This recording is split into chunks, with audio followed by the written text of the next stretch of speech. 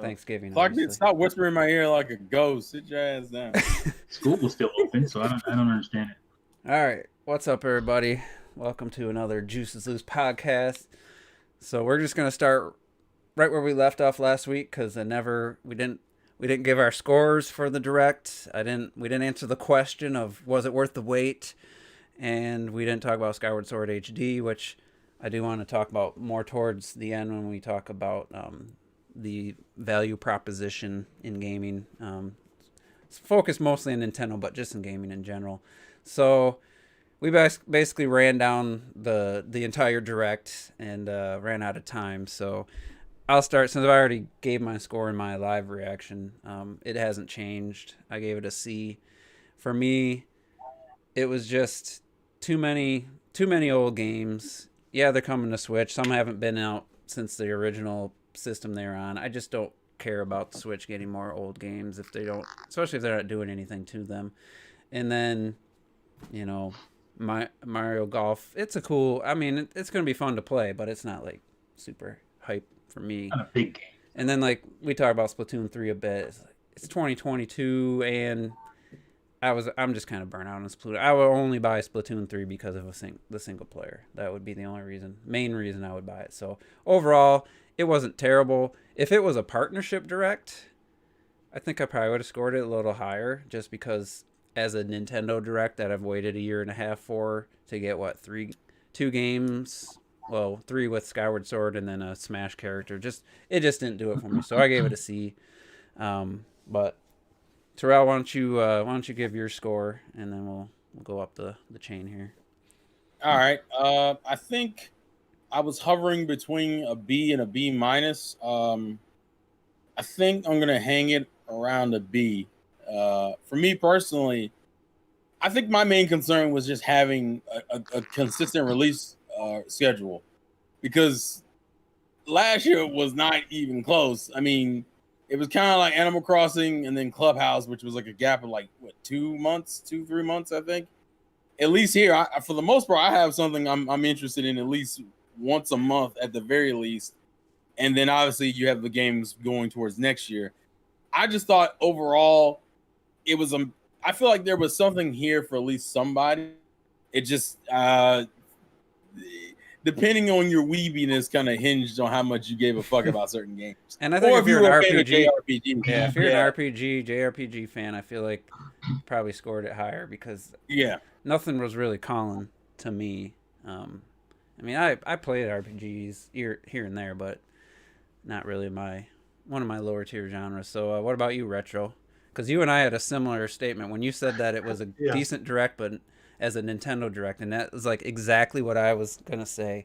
That was I think also the state of play and the Pokemon Presents put everything a bit in perspective. I was really confused why we didn't see Pokemon Snap, for example, which was about to fucking release, and we hadn't seen any more footage. But I guess because of the Pokemon thing, that made sense. And after that PlayStation thing, I was like, okay, I can't be that harsh on Nintendo because, you had the Pyra reveal, which is gold character. Some of us have been wishing for that shit. Baby. You had Splatoon 3, which is next year, but it's a new reveal at least. It's not what we wanted, but it's still a new reveal. You had Mario Golf. Not what we wanted. Don't say we. Don't say we. And I'm counting Project Triangle as well. So you actually had good new reveals and shit. There was just it was so much useless fluff around it that was completely unnecessary. It was a Nintendo Direct. We've had partner directs, we've had mini showcases, indie directs, and all that shit. None of that extra garbage needed to be there. I would have actually given it a C. I was handling between a C plus and a B minus, and I think in the end, because of the state of play was so garbage, I'm like, nah, okay, this has to be at least a B. So I'm giving it a B minus. Retro logic, everyone. Yeah, that was weird, bro. But it makes sense to Retro, and the score is all that matters. The irony is that I agree, especially on his opinions on the state of play. Fuck that state of play. That's besides the point. See, I like the state of play slightly more, but it was still. Really? I'd still give it the same score, but it was just less old stuff to sit through. We'll talk about that later. But T, what did you give the direct? That's what I give it. I give it a C minus. Again, like everybody was hyping themselves up. Oh, it's been a Oh, year. that's It's something been else I meant to 500 some days. It's been it's 50 minutes long. That I was like, don't be I fooled fell by into that that shit. trap, yo. I fell into that trap, yo. Don't be fooled by that shit. I was like, no, that don't mean that. Nintendo doesn't operate on that wavelength. They're very practical, I guess. They don't think, oh man, we've been gone for so long. We got to put on this great show. No, they don't care about none of that. So my expectations were already low, and it was pretty much met them. I mean, I was happy to see. I was happy to see Mario Golf, obviously. What is it?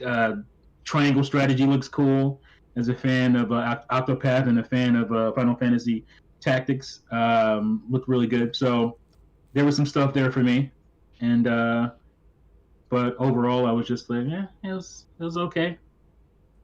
And before we go to Clocked It, I want to address the side of YouTube that it was your fault for expecting Metroid Prime 4 and Bayonetta 3. Like, oh, it's my fault for expecting games that were announced over 3 years ago. Like, really? That's my fault?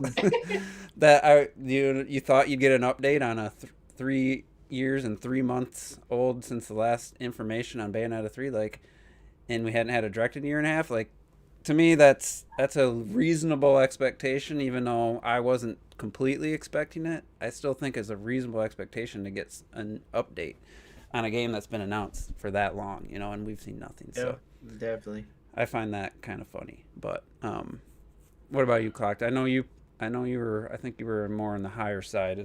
But Juice, hold on. They said they were only going to focus on the first. Then they show you games for 2022 and shit.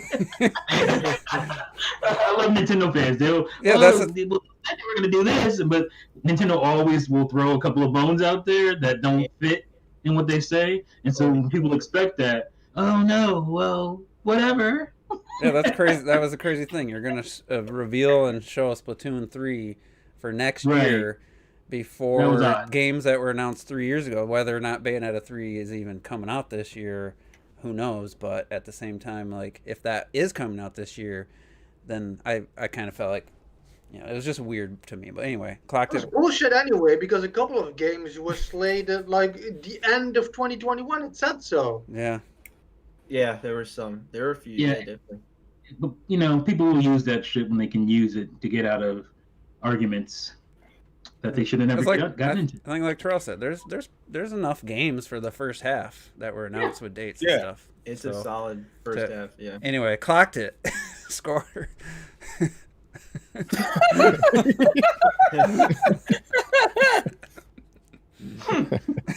it there. Nowhere.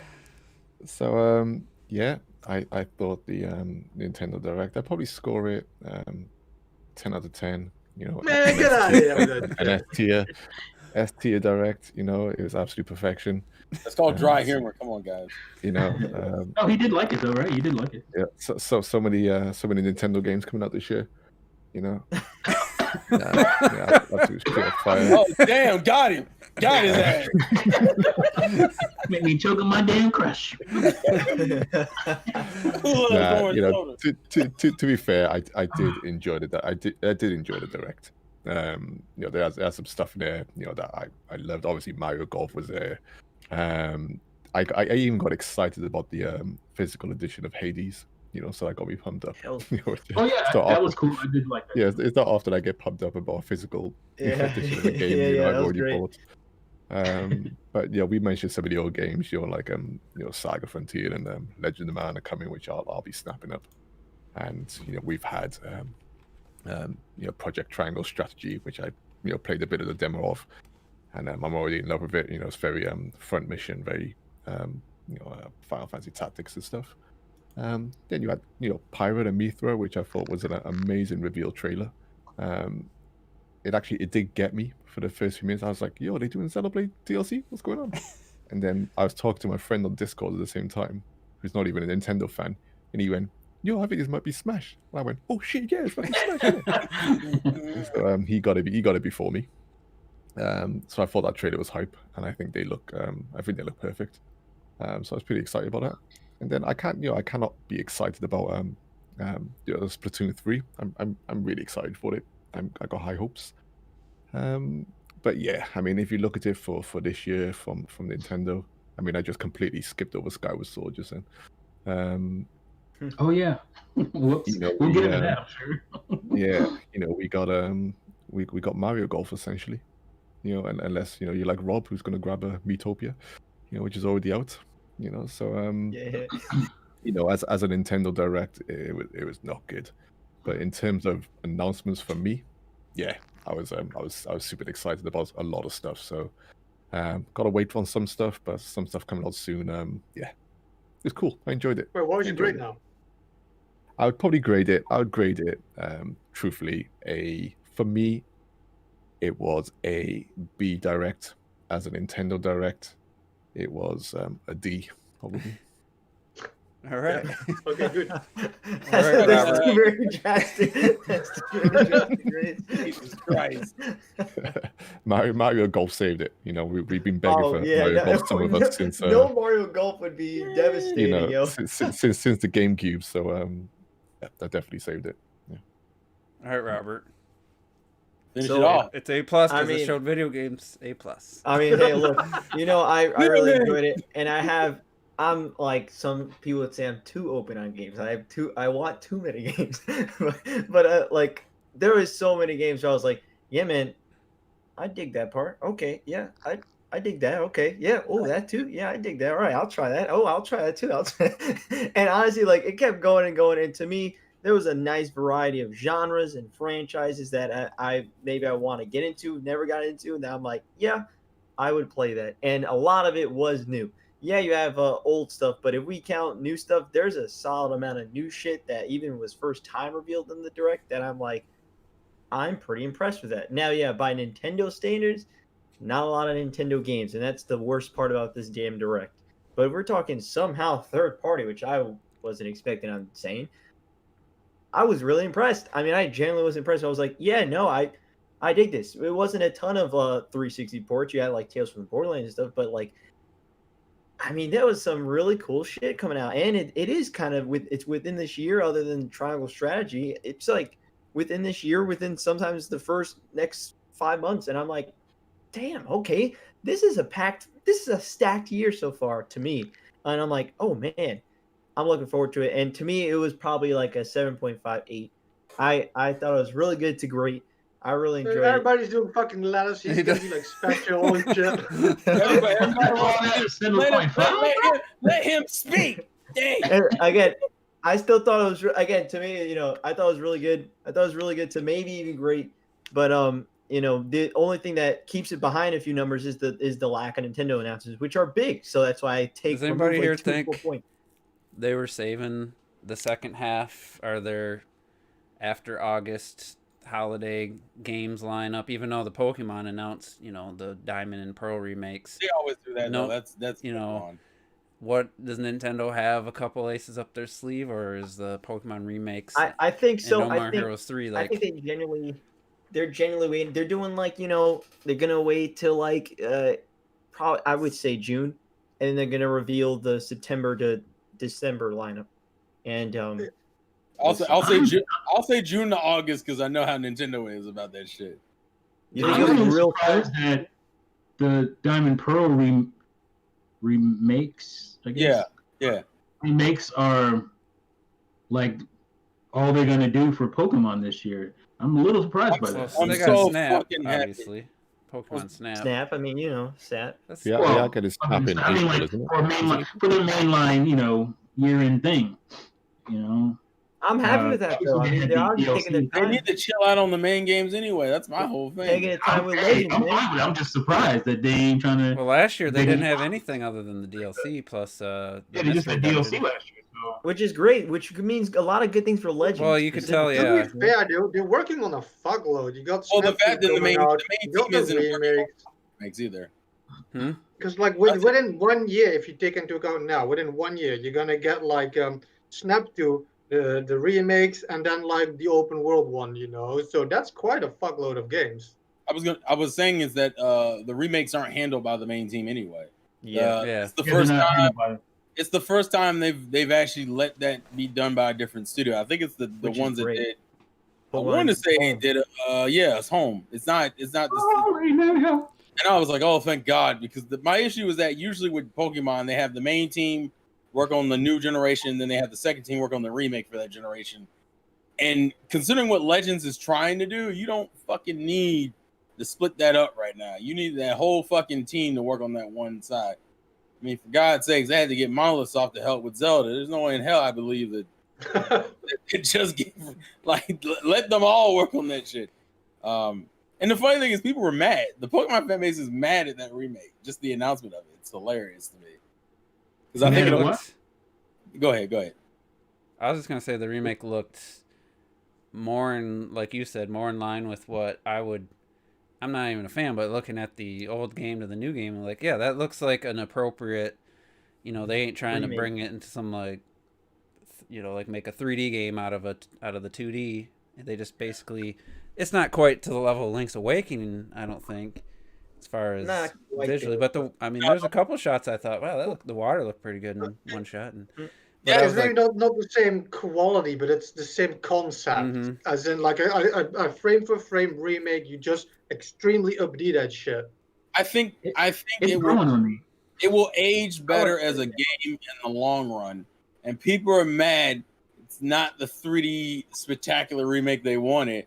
And I'm like, did you see what they did with the last remake they did? Let's Go looked good, but they made the gameplay like basically one hand Joy-Con throwing. God, I hate it. It's like, really? Like I like that. I really like the Let's Go's art style. It's just Let's Go at least had the excuse of going in a different direction. That was kind of the excuse. I still didn't buy the fucking game, but that was the excuse they could make for it. But go ahead. But then, what do you want? You want a sword and shield type of visual stuff? Like, I don't want that. What makes me mad is that everyone your grandma wanted to talk about how Game Freak shouldn't make Pokemon games anymore, and then in the same token go, I hope this remake looks amazing, and I'm like, but you're the one who just said they can't make Pokemon games anymore. They're making it.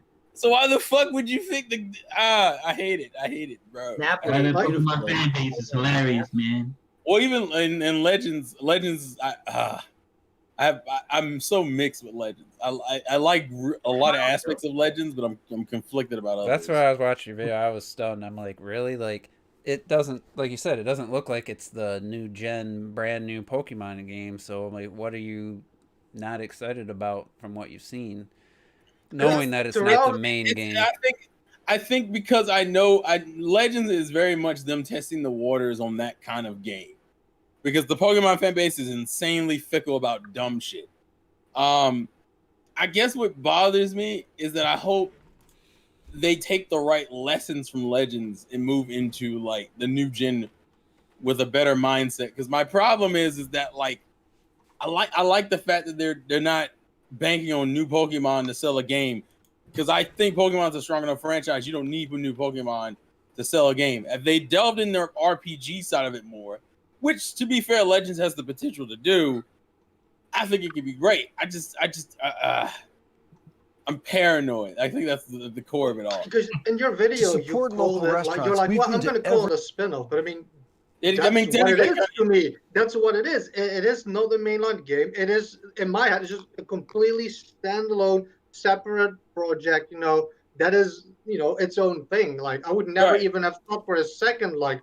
I mean, they call it like Legends Arceus. The thing has like 2 fucking subtitles indicating that there's going to be Legends other shit in the future. Like, I think it's its own thing. Well, and that's why I knew that's why they went that direction, so they didn't have to like commit to that style. I don't want it to be that game comes out and then the fan base is like, that's all we want now. We just want that. And I'm like, what if it's amazing though? If it's amazing, I mean, obviously, I saw it and I'm like. I saw it and I was like, "Oh, I guess I'm buying a Pokemon game." Like that was my but I knew that was gonna get you anyway. And it's not like it looks visually like amazing at this point. It looks kind of rough. I like. There's if you look at have you looked at the screenshots on the website, they look pretty good, Yeah. Oh no, visually it looks it's really interesting. good. But when you look at the trailer, you're like, yeah, that game's still in development, especially. Oh with yeah, oh yeah. Yeah, like you can tell it's very much. Well, there's early. nothing in the world for one. Yeah, that's what I guess that's my issue. They showed it so early, and I only have like a vague concept of what I'm doing.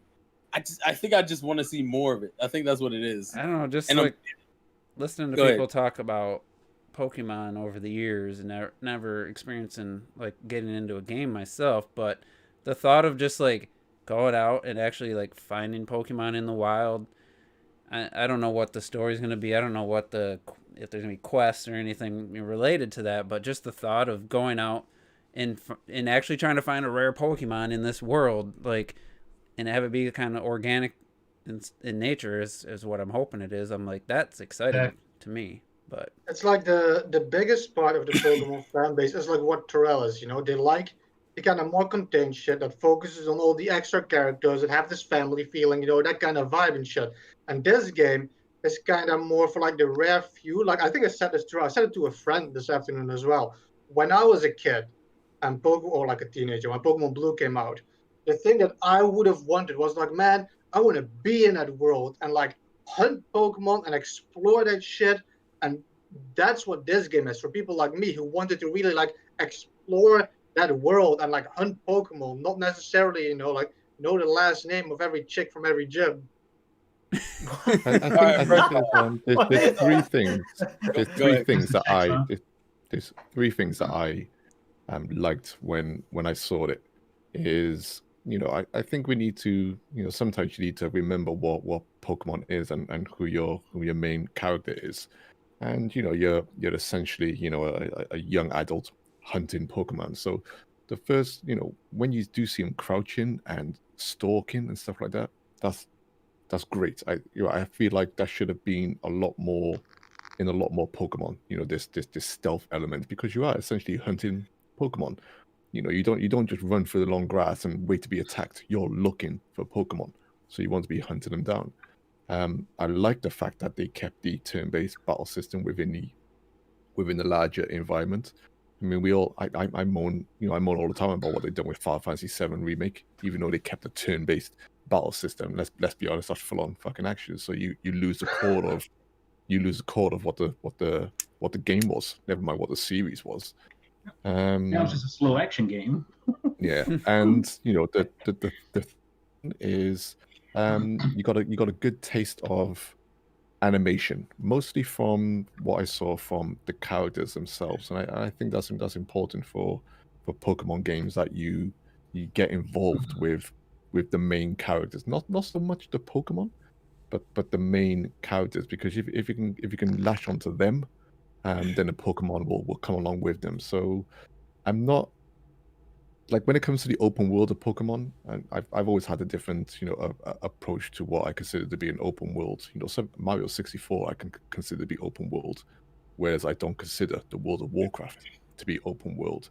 The World of Warcraft is just a large environment that's non-interactive for the most part. That's not open world to me. So what I don't want with this game is just for the sake of having massive landscapes, just for the sake of running across it with actually nothing to do within it. Right. That's not adventure. I prefer it to be smaller, like Ocarina of Time.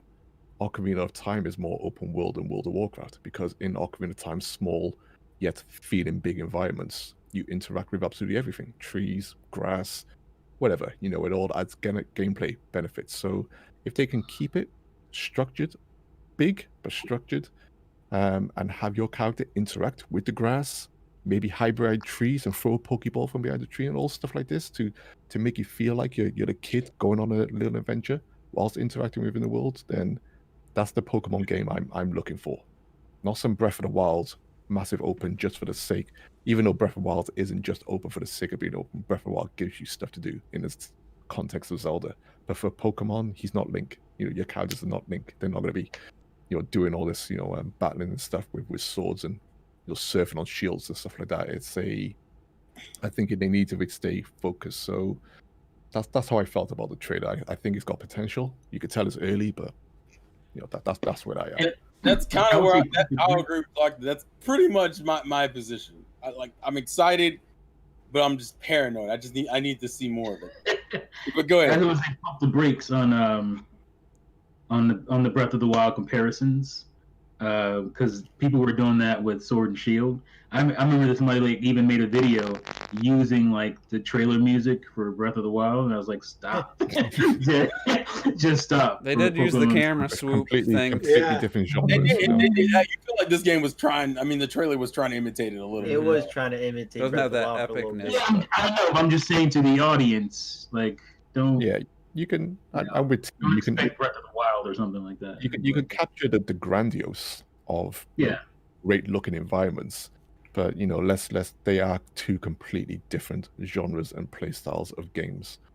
So to compare it to Breath of the Wild, you're not Well, I going to just be want like a using Charizard to light all the fields on fire and then use the Yeah, I want updraft to do that shit. that would be cool. But what if it just captures the alive feeling of the world, like the not necessarily the gameplay or anything in Breath of the Wild, but just that it is a dynamic kind of world with hopefully I'm guessing like dynamic weather and time of day and stuff would really add to it, and then you actually have Pokemon out in the wild kind of I don't see it in the trailer, but in like Pokemon Snap, the new one, you see like Pokemon doing shit and like just randomly, Yeah. without Yeah, you don't. It does. The weather kind doesn't of have to mix. be dynamic. You can have different weather and stuff. But I mean, when I think of dynamic weather, that's when I do start thinking about Breath of the Wild, where it changes the terrain and how you can progress and stuff. But I mean, if thunderstorms happen or it's raining one day or snowing the other, for whatever Yeah, that's reason, what I meant. Did certain yeah, Pokemon show up at that time? Yeah. yeah, they were- fine. Yeah, They're really into that that was power really- series. that'd be awesome. You got your Pokédex, and then you'll start learning which Pokemon appear in what weather, at what time of day and stuff like that. And the day cycle does need just be something like Ocarina of Time. It wasn't a long day cycle, but it still felt nice. The Mhm. Because the amount of time level. You just said the Pokédex thing. Like the one thing that I would love now is in the game you catch a Pokemon, he goes in your Pokédex. But in the anime, it's like you see a Pokemon, you scan it, and he comes in your Pokédex. I want that shit in the game. I want that Pokemon shit. Like you're stealthing a little bit. Like you guys said, I don't want it to be open just to be open. It's like I want what you said, that Pokemon are kind of not just strolling about. I want like what Clockett said, that the hunting has like a specific You just want element to it, like the Pokédex kind of shit. Yeah, and I want what you said, Terrell. I do want those like gyms and trainers and people you can connect with, not just walking like fucking like Safari Hunter, that bullshit that Robert was playing on the Wii, I don't want shit like that. Don't be talking about why? African Safari. Respect the African Safari. Yeah, why did you I African? just want to say it is a good game. Have you played it, Robert? You mean No, I haven't played it. I haven't played it. It's good. you It's memed it, actually There surprisingly you good. go. Is you it memed it too much. is guys. it like Give 'em Pokemon approval. Snap? Do you just take photos? Is that It's very It's, similar yeah, it's to like that. that, but obviously it's. You get to walk around. I didn't think it would be like that. I just thought you'd be observing stuff, but you actually had to go around. You got tasks to do, like you have to fulfill those tasks or you lose. So Huh. it's actually surprisingly a good game. I will- was, What? the animations are surprised. ridiculously good? Like I was the surprised. animations are great. I will say one thing. There's nothing more that freaked me out and has got me the most curious about that fucking trailer. The fact I got my character dodge rolling, and I don't understand Uh-oh. what use a Pokemon character. I think it's just to take cover so you don't get No, but it spotted. doesn't make sense. It's fun. Uh-oh. You Uh-oh. 'Cause you You're understand? losing, you're losing Terrell. Are you? I can hear. No, I mean the Pokemon. Oh, Oh, yeah. no. I'm just I think it's literally just to go dodge roll into the bushes so you don't get seen. Let's say, for example- but you understand when you look at if you even watch footage of Sword and Shield with a character who doesn't do anything close, we can't even get this motherfucker to emote in cutscenes half the time, and all of a sudden you thrown in a goddamn dodge roll, and I'm like, what the fuck am I doing? Like That's when too you make much. Let's say, for example, that wild Pokemon could attack you, Let's say one is about to turn around and you can dodge roll might have a Pokemon like hear you if you roll on the floor, but if you like dive into the grass at the last second that they might not see you, it might be something like Remind that. me of Survival something from shit. Horizon Zero Dawn when you got my mind that just had me racing because I'm like Pokemon has never had like This ain't no damn demon souls. I don't want that. All right, so Demon souls like my Pokemons. I gotta say, out of usually those air in the morning, the Pokemon presentations, I remember back when I was delivering packages years ago, and it was the Ultra Sun and Moon announcement.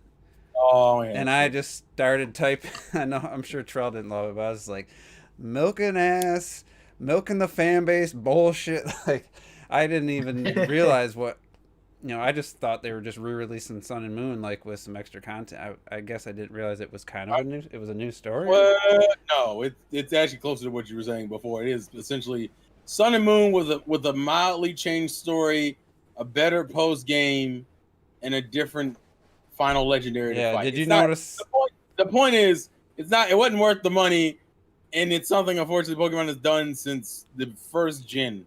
Yeah, it kind of felt like it was a Monster Hunter Ultimate or something situation. God, that's actually not a bad. But that was the first time I think I got on Twitter and vocally called out Pokemon, fans and the Pokemon company, because I think I definitely received some backlash from some people I didn't expect. You're okay? I think even Red Knight at the time called me out on I was just like, dude, this is really worth making a direct. But anyway, the point of the story is this. I watched this one. I was at work. I just kind of had it playing. I was like, man, that was actually a entertaining and good presentation. Especially, I thought the first 3, 4, 5 minutes, however long it is, I thought that was a good anniversary celebration. I could understand without having played the games that there was some feels going on from some of the stuff they were showing. it was a move, bro. It was a move. Like that was to me. I wish Did Nintendo. Did you cry? I wish Nintendo would have done something like that for Mario's 35th, or for Zelda's 35th. Like that was I thought it was a really well done thing, and it didn't get me to cry, but it was very nostalgic, and I appreciate it. The 25th anniversary video. And also, real quick, just to mention, because I don't want to skim over it. Snap looks fucking beautiful. I want that to be put. I just want to put that out there. They look gorgeous. I am floored at how good that shit looks. I forget who's making that. Bandai. Yeah, because I just appreciate the variety of animations, like how certain types, like they have Torchic, which is a fire type, burn the apple before it eats it, versus like Tyranitar that scoops it up and throws it in its mouth. They fucking remember that Venusaur is somewhat based off of frogs, so when they have him jump in the water, I'm like, let's go. That's nice. So I probably have become more sold on that game just from that presentation. That shit, I was surprised. I was just blown away a little bit. I just don't know if I want to spend $60. That's my problem. I don't know if I'm going to play it long enough. I think I tweeted that it's by far the best looking Pokemon game ever made. I think it's that's yeah. Imagine having those some of those animations in Legends, where you're out in the wild, you see a Pokemon actually just behaving when it, like an animal in its own element, yeah. Well, because Pokemon at a certain point, I think I would probably say around Gen 3, they kind of got away from animalistic behavior and tried to make them more like cute, plushy looking motherfuckers. Yeah.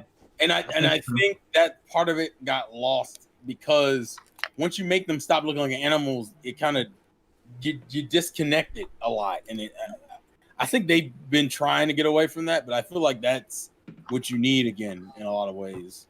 I got spoiled by Gale of Darkness and shit. Gale of Darkness is a whole fucking thing, bro. Yeah. I mean, I guess with I guess T would maybe agree that they got to study Wild Earth, African Safari. Bro. No, I challenge any of you guys to play that game and get into. I got into that bitch. I was like, I gotta go here. I think we all should buy it. My tasks. I think we should all get it. It sounds like a punishment. I want to do this. Sounds like a punishment. For the 350th podcast, we'll all talk about African. If you like Pokemon Snap, you will like this game. That's not how it works. It's similar to the tasks and how you go about the game. It's different because you can free roam. It's not like you're on the rails and stuff. So you free roam. Yeah. I'm mad you how can find out stuff, and it's great. It's great. I'm mad Actually, how more movement. You have more movement than I Pokemon really Snap. I wish they would Yeah, take more that movement. formula and Go apply ahead. it to a Jurassic It's better Park than game Pokemon Snap. where you can roam Oh, around and take hell yeah. photographs. Who has that What? license That'd be game awesome. wise? That'd be The amazing. what? What game? Who has the license for Jurassic Park game wise? Who just put I out don't that think anyone one? does. There's a world park builder that was put I out. don't think anyone does. I'm trying to. Let's see if I can. I can't reach it from here. Yeah, but I don't think anyone has I- the unique license. I I think always- anyone could technically. I was just curious. I told the story many times. You know, I was a 16-year-old kid. First time the N64 was revealed, or maybe 15, and they announced Turok Dinosaur Hunter. And I still remember it like it was yesterday. My first thought, I was so excited about the prospect of a new generation. In my mind, I saw creeping through like ferns and obviously, Universal. and finding Frontier. like a raptor like moving through the grass and hunting it. When I saw Turok Dinosaur Hunter, that was my imagination, and of course it looked photorealistic in my brain. And then what we got was, I enjoyed the game, but it obviously wasn't what I thought it was going to be. It became kind of a challenging 3D platformer at times and a shooter at times, and it just was weird. But I've always think about that idea of like hunting a raptor like in a very realistic kind of setting or realistic way in a game where you're like you had to push the ferns out of the way, like it was just really, well, we won't be in that. That's very intricate. Yeah, like Did you play the 2 Rob on Xbox 360? Sorry, Rob, I completely drowned you out then. Go ahead. So what'd you say? No. Just Ark Survival, I believe, is like that. Man. Don't bring that up. I think that's on Game Pass, isn't it? Damn. Maybe, I don't know. I should try it on PC. I thought it was I like think that shit is like free on Epic. Just garbage. But anyway, I heard it's a good game in terms of PC and stuff. But I don't know. getting back to the Pokemon, I just wanted to say it was by far the best Pokemon presentation I've seen. I don't know where you guys rank it. I'd give It's it. up there for me. It was pretty good. Yeah, Sorry, I mean, it's what definitely the game one is that this? I like all of The them. Pokemon presentation overall. It's just how you rank it. That's- Anybody know who that is? Because I don't know. Oh, Can't see it. Frontier. Frontier. Let's see. I don't recognize that. Let's look it up. Oh, that's Jurassic Park. I've never. Yeah, it's Jurassic Park. I've never seen it before. Is it Frontier Games or something? It just says Frontier. Okay, they did. Oh, they did they did Elite Dangerous, Planet Zoo, Planet Coaster. Elite Dangerous.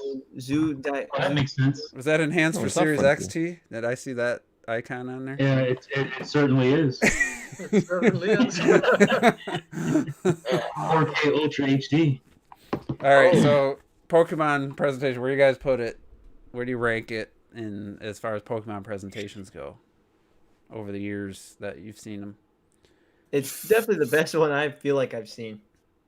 Personally, for me, I would give it an A minus because you have like the brand new review. You got the Pokemon Snap shit. You got the new remake shit in a different style. But I'm sorry, that fucking beginning was like over 5.5 minutes. No, You might have thought that was cool. It wasn't over But 5.5 they've done shit like that before. This was way too long. Just was quick on that one. Like The whole thing was only 10. There's no way that was half of That it. was over 5.5 minutes. I'm gonna because look right now. in my reaction at one point, I'm like, dude, it's been 4 minutes I'm and 7 watching it. seconds already, and it wasn't even Maybe it was done a yet. different director in France. That thing was goddamn massive. They named the anime like 5 fucking times and shit. well, no, they named Oh, it it's in 20 each- minutes long. Sorry. It's almost close. It was So you 5 might be right. minutes. I thought it was only 10 minutes long. I know I'm right. That shit was 5.5 minutes. I tell you what, though, it was a good ass 5.5 minutes. I No, enjoyed it, Fuck It's no. 5 A minutes, minute- 25 seconds, so yeah. dude. I And I loved it. Like Yeah, I 2 loved minutes, it and you too. only did like 3 years. I loved it. Hey man, I need to spend more time on Pokemon Toothbrush, or whatever that shit is. You know what's funny? They showed Pokemon. It came out. If it came out, I never remember coming out. At one point, they showed Ultra Sun and Moon, and like it was like 2 frames. Every other game got at least a decent little time on the Oh, screen. yeah, Ultra Sun and Moon was just like flash. It was gone. There's not much to show of it. To be Ah, real. Felicia. But I'm mad they even acknowledged. It's just I knew they had- crazy. We went from no directs, no nothing. Now we had the Nintendo Direct, we had Sony State of Play, we had a Pokemon presentation. Now we get Thursday, we get Sakurai presents Pyra Mythra, which will probably be 40 minutes, and they'll probably. Fucking Which was the one- Yeah, it's like we go from, as Nintendo and Nintendo fans, we go from constipation to fucking diarrhea. It's And like, I- God damn. I saw somewhere, and I don't know if it was official. One of Pyra's alternate costumes. You like that one? You like that? And I think it was like purple, but I really hope for the little hoodie thing where she's in a disguise. I hope that's one of. Oh, you mean from when she's in Torgoth? Yeah. Mhm. But I would hope so. we'll talk about that next week. I do want to just touch upon the state of play. Not really like go through everything. The big news, obviously, or the big thing to talk about. I think Robert's got a game up that keeps reminding me that I want to talk about. I didn't even catch it. I gotta say, it didn't even hit me during the state of play that Final Fantasy VII Remake Part 1 is getting DLC. It's just so stupid. I can't even comprehend it at this point. How that's justified. Paid DLC for a game that was cut down to about 10% of the full game, and now they're actually charging people for DLC for that game. Yeah. I blows my understand it now. mind. I understand it now because it's not Final Fantasy VII you're playing. It's a different game. Yeah, but even Yeah. though it's gonna be a multi-part game, why would you put out DLC in Put out between DLC. two That's- parts? Money to be made. It's 7. That's some bullshit. It's man. stupid, man. I can't And what believe I makes didn't it- even catch it while I was watching. And what it. makes it worse is that I think the better Final Fantasy game is the one that was announced for mobile, which is apparently like Do you know Cover- what? I Go saw ahead. that. I saw that, and I was like, "You fucking bastard! You It's absolute." coming to Yeah. Switch, y'all. Wait on that one. That's I'm actually I- surprised that wasn't That's announced. gonna for come to Switch. Switch. I was That's like, totally gonna to come me, this is how they should have remade fucking Final Fantasy VII anyway, right? Just Did they from show it? all the same perspectives. Don't get me I'll- wrong. Don't get me I'll- wrong. It doesn't look perfect. Graphically, it's not perfect and stuff. Right? Does it look better than What are you Final talking Fantasy about? 15? I missed Hold that. on, I'm gonna link Link it. that. It's a Yeah. mobile game. But It's like it covers the entire Final Fantasy story, like everything from Really? Crisis Core to like Dirge Yeah. Cerberus and shit like that. And it looks Yeah, like it's then- actually, and going to then cover what- more probably the remake itself, to be honest. yeah, and then the Makes battle sense. system. The battle system. They show the more realistic looking characters, like from the Mhm. remake, which is kind of like the original Final Fantasy VII because when Like you the go to original Final battle Fantasy. system, yeah, the Yeah. character models change and stuff. But I was like, oh, you sons of bitches, you're chucking it on mobile. And this could have been the Final Fantasy VII remake if you put a lot of effort into those pre-rendered backgrounds and all that stuff. But nope. Yeah. I Yeah. put in Fuck that.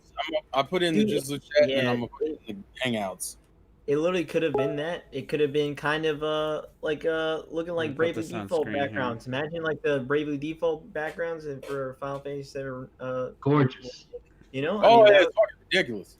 you know what I'm saying? Like Yeah, it- I wouldn't want it looking like Bravely Default, but I understand what you're saying in terms but of no, I don't mean beautiful- like that art beautiful style, but like backgrounds. that. You know what I'm saying? Yeah. Like that. I know yeah. what you're saying. Yeah. Yeah, this looks solid, like decent for like This is mobile. yeah, and they could have just took Oh, the yeah. visuals to a little bit obviously the next step, Yes. and it would have looked amazing. See, Yeah. This is and gonna come to Switch for sure. it's supposed If I was to Switch, I'll get this. It's essentially no, it covers look at the the entire character Final Fantasy VII storyline, which covers all the fucking side games, and apparently it also covers. Yeah. It's Imagine this in literally- like a Octopath Traveler style kind of art style, or you could go real like super realistic with this camera perspective, and it would have the Switch probably could even pulled off some really good visuals and stuff like. Yeah. I mean, it's still pretty visual. This looks good. I mean, but yeah, you could. I like it. This looks like a good. Switch, Looks like a really good. Switch game. I think it just frustrated people because you put this on mobile, and then all the PlayStation fans get is, oh, did you want some Yuffie DLC? Oh, I didn't even think about that. Wow, that's right. That's cool. Here's some cool. Yuffie DLC. Yeah, and you're because just in this the back. looks legit like This, yeah. like this is what this this is looks. Final Oh, Fantasy VII. Look at this. What the hell? well, this looks like the remake. Like the battle system looks like the remake. It looks. Oh, it's not exactly the same, but it is similar. Is this cutscenes or is this the actual No, turn No, that's based? that's the game. That's the game. No, it's in Jesus. game. That looks really good. I guess I'll play Final Fantasy VII if this comes to Switch. Yeah, that's my Right. whole thing. Like, just put it. Why is this only You on? gotta be kidding me. This, Clock's right. This is what the remake should have been. That's Crisis This is Core. what the remake should have been. Fuck. That's the thing is that this is literally the remake. This is the remake. The other game is a reimagining. That's Like, crazy. That's crazy. And Killing it me. just, it bugged me so much after I realized that they're charging DLC for this. And then the PS5 version, there's like a version that's $70 for PS5 with the upgraded visuals Yep. that comes out in June. And then it's coming to PlayStation Plus on PS4 this month for part of PlayStation Plus. Like, yeah, it doesn't have the ray tracing and better textures, but like $70 for this game just to play the PS5. Like, and if you already have it on Also- PS4, you get the upgrade. I think you have to have PS Plus to get the upgrade. One of the games you had to have PS Plus. But Final Fantasy Oh I don't want to my hear VII. one Nintendo That's cool. Defendo complaining about that price or none of that shit either. I don't hear none of that shit from none of y'all. That you have no right to speak. My issue isn't the price. My issue is just I just hate that the game. fact that it bro. exists. It's like Yeah. Final Fantasy VII is already the most milked game in fucking existence. Oh. Over Skyrim, over anything. The way this is actually being milked and all this shit is bad. But like, you have a game that was released like what, 8-9 months ago or some shit like that. That was a remake, and now they're remaking it basically for PlayStation 5, like with all this other shit. But it's like the remake of the remake sometimes doesn't even look that good. You see the comparisons, and I'm like, but like, that looked nice. There's on a couple PS4. shots There's where nice it orange looks- lighting and shit. Like, You can see and it. then it's like I said. So you have a team that is making this game, and you have a team that is making the upgraded visuals. You have a team making the fucking DLC. It's like, dude, you released 5% of a game. How about you put all these teams on the second fucking part? Like, this Yuffie DLC shouldn't even be the DLC. That should be like $80? part of the next fucking game. So, well, I sent in the That's chat. That's the deluxe you edition. found the deluxe edition, Robert. That's then- not available though. Look, yeah, but look at that. First of all, just look at that. This was less than a year ago. They released, they had for the 7 remake a deluxe edition at $80. That doesn't come with a future DLC promise. Mhm. Like the you know what I'm saying? Like, isn't that weird that you bought the deluxe and you don't get the Yuffie DLC from that is Oh, the, yeah. the same Oh. game? You know what I'm saying? Like, I think here's that's weird. well, and here's my thing, and I think this is probably my crux with the whole state of play. Look at all these cool PS5 additions you get to PS4 games, or look what the PS5 version provides you that isn't in the PS4 version, and I can't buy the console. Like, That's crazy. it pisses me off. You can't sit here and boast. Look at all the changes to Final Fantasy VII Remake on PlayStation 5 and the Yuffie DLC that you can only get on the PlayStation 5. And I can't buy the system. Even if I wanted this Well, dog shit. I You think can buy it'll. it. You just have to pay $900,000 for one. But by time June 6th comes, you'll be able to buy a PS5. Well, yeah, but hopefully. Yeah, I would think so. Like, that doesn't do anything for like the games. But- What was it? Oddworld and It just Key. felt weird for the presentation because the presentation is now. It's not in June. Yeah, but I mean, So- all those And games there are are- PS4, and I think that's why they didn't show Ratchet and Clank. Now that I was thinking about it, That's is stupid, everything though. they showed is coming to PS4 and PS5. Yeah, but I want Ratchet to and Clank. comment on what- But my I want to issue comment is on that what- Ratchet and Clank is one of their major franchises. Why not promote the game? Like, that's my But like thing. you said, That like, makes sense to me. you can't buy a PS5 right now, and the last reports was like 4.5 million worldwide. So maybe, I don't know. So they should just stop trying to sell it then? Yeah, They don't have- that's my thing. They don't have I to don't try feel to like keep that, selling it that because justifies not showing it. I think that I might wanted, have to rubbed. comment, I wanted to comment on what Terrell said earlier because, like, I thought the same when I saw the trailer and I wasn't sure. The scummiest part is that the DLC is PS5 exclusive. Like, Mhm. I thought I heard the same thing. Right. So it's not just that you're making any shit. It's like everybody you know bought this shit on the PlayStation 4. Right. And you're basically having all these Oh, people buy your That's true, shit right? again. I didn't even think about the DLC. You can only get on the PS5 version. Right. That's Yeah, that's some and, shit. But the and another PS4 thing with version the, upgrades I for bet another free. thing with the DLC. I bet another thing with the DLC is that when you do play as Yuffie, this is just going to be a little side mission for her, because like with the you got the expanded story of like Wu Tai and stuff going to war with Shinra and all this stuff, and there was always hints at all this stuff, but they'll keep that separate. So I bet you that she won't be a playable character when you get part 2, because I bet this is just a single piece of a standalone DLC, and then she'll disappear for ages. Yeah, and you won't be able to get it until probably part 3 or some shit. Yeah, it's I just get- scummy, man. It just frustrates me because like I can't get the console, but you're gonna offer me DLC that I can only get on that console, and then it's a game that just came out. Like it's not even a year old. I don't even think. I think it was around. It's about a year old now. April. Yeah, April. I'm thinking about something because it blows my mind how much gaming has changed. Like, some of you might have known that I streamed Billy Hatchet. Billy Hatchet the other night, and I'm like, here's a game that it sold moderate, it barely sold. This game has unlockables, like basically all the freaking Sonic characters are in it. Yeah. It has unlockable games that you can download to your DS, your Game Boy Advance. Right. It has all these like really cool unlockable. You can play as like knights. There's night levels. There's night games like Nights into crazy. Dreams, the Sega game. You can download to your basically a Game Boy version of Nights. You can download to your Game Boy Advance. And I'm like, look at all this value they put in this game that barely sold. And you have this milked ass Final Fantasy VII, and they're still trying to get you to buy stuff that they should be giving to you, as consumers of. It's crazy honestly, how far we've come. And people just, what happened before? I love You're this. talking about Billy Hatchet just saying like an unlocking stuff, but even like in Burning Rangers, for example, on Burning Rangers. I mean, I can name 100 games, but yeah.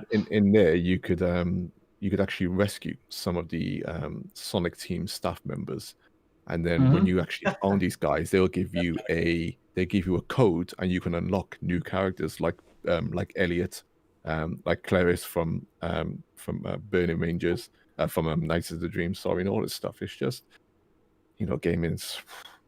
Now all this stuff is just we'll just charge them extra, or it's just no point in adding it. It's just not that type of. It's just it's crazy. so. I mean, they don't even care. Like the fan base doesn't even care. They'll argue with you about it. Like, no, I want to give them more of my money for less work. Please. If you put the mobile game on console, I buy that shit. I would totally buy that. Put it on console. Not the Battle Royale one. The Battle Royale one they also announced. That's the most bonkers announcement I've ever heard in my life. It's Final Fantasy. What? They put They also announced a Battle Royale for Final Fantasy VII Remake. But it's a mobile. And game. that's on mobile phones as well. Okay, Yeah, let's move on from this trash bullshit. it bummed me out when I saw it. I do want to quickly just talk about the state of play. It's gonna be quick. We'll get on the state of play. I just want to get off Final Fantasy. Oh no, yeah, that's fine. All I was gonna say is that fuck me, the Battle Royale pissed me off. As far as the state of play is concerned, it was one of the weirdest things. There were games in there I wanted, and I was glad to see release dates for games. But it was like, I don't think anything new. I can't think of it was very little new content. I can't think of anything. And also just as a side note, fuck Deathloop. I hate that fucking game. This is like the 5th time we've seen it, and they didn't even put out a release year for that game. It literally was just another trailer for that game. It comes out in May. Why isn't that in the fucking trailer? It's actually quite funny in terms of Deathloop, because I wasn't interested at all on those earlier trailers, but it was actually this trailer I thought it was a good trailer. that sold me on the game. Music got your ass. All right, it was the opposite. It wasn't a James Bond theme so much. It was the gameplay showing that it was actually a lot more like Dishonored, was it that you thought? Dishonored. Yeah. Thank you. Yeah, Dishonored. and I was like, actually, this looks all right, man. It looks all right. That's the thing for me. Like, it was disappointing that they didn't. Like, we seen a lot of this stuff in the June reveal of the PS5, but what we did get, other than Crash, that was talk about taking up 4 minutes. Retrospect at the Pokemon anniversary thing. They talk about Crash, the PS5 upgrades, and it was either Crash or Final Fantasy VII. One of them, the upgrade is locked to PlayStation Plus owners if you have the PS4. The game didn't even sell well, did it? I don't think it sold well. But Crash, because remember, it's also coming out on like Switch and shit in the same time. It's coming to Switch because it didn't sell well. And it got so much time, and it's like it's not that big of an improvement. Anyway, everything else was a good amount of like. Oh, you're talking about Oddworld. Oddworld has the PlayStation Plus. If you Oddworld had a lot of time. Is it? Yeah, one of the games had for a limited time. Oddworld. Yeah, he's right. Oddworld. For a limited time. After that, you have to.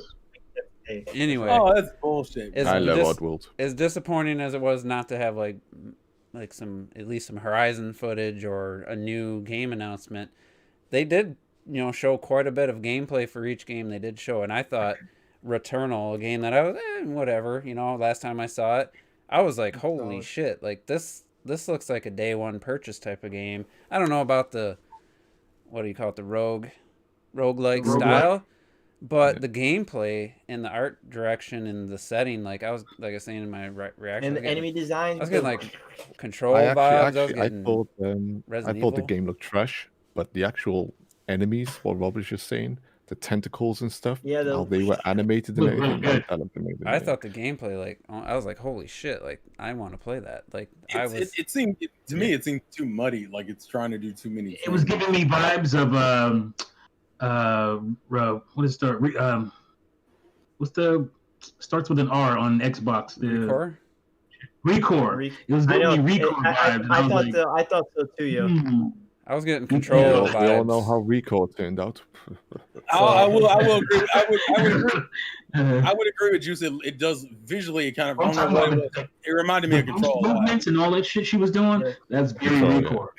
Yeah, I was just conflicted with the whole, like, it's not like there weren't games I'm not interested in. Like, I'm glad a lot of these games like Oddworld and fucking Kiva finally have release dates and know where they're coming out. Like, that's cool. There was nothing new. One Trick Pony, Lauren Lanning, bro. Can we make something else? Damn. Oh, man, don't chew out Lauren. I didn't think Oddworld looked. I like Lauren. Don't get it twisted. But I would like to.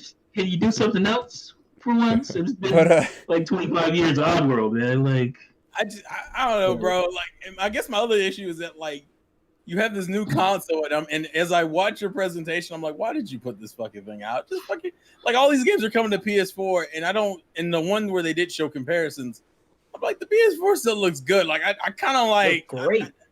I don't really. Well, that's my point. Like, I don't really. Like, I hate. Yeah, but you could make that argument for a lot of the Switch games that have come out that have been out on Xbox and PS3 all these years. That people are like, oh, it's on Switch now. I'm excited now. Like, there's a bit. I know you don't like it, Juice, but being able to take it on the go is big for a lot of people, yo. Also, it's better 10 years later.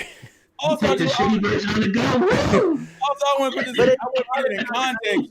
You're comparing a console that most people still own and play. Like to like, yeah, but here's the thing. Like, like if I own a PS4 and you show me a PS5 version, it wasn't a PS5 sell you on a PS5. It was a state of play. Here's our Sony games for the first half of the year. Like, if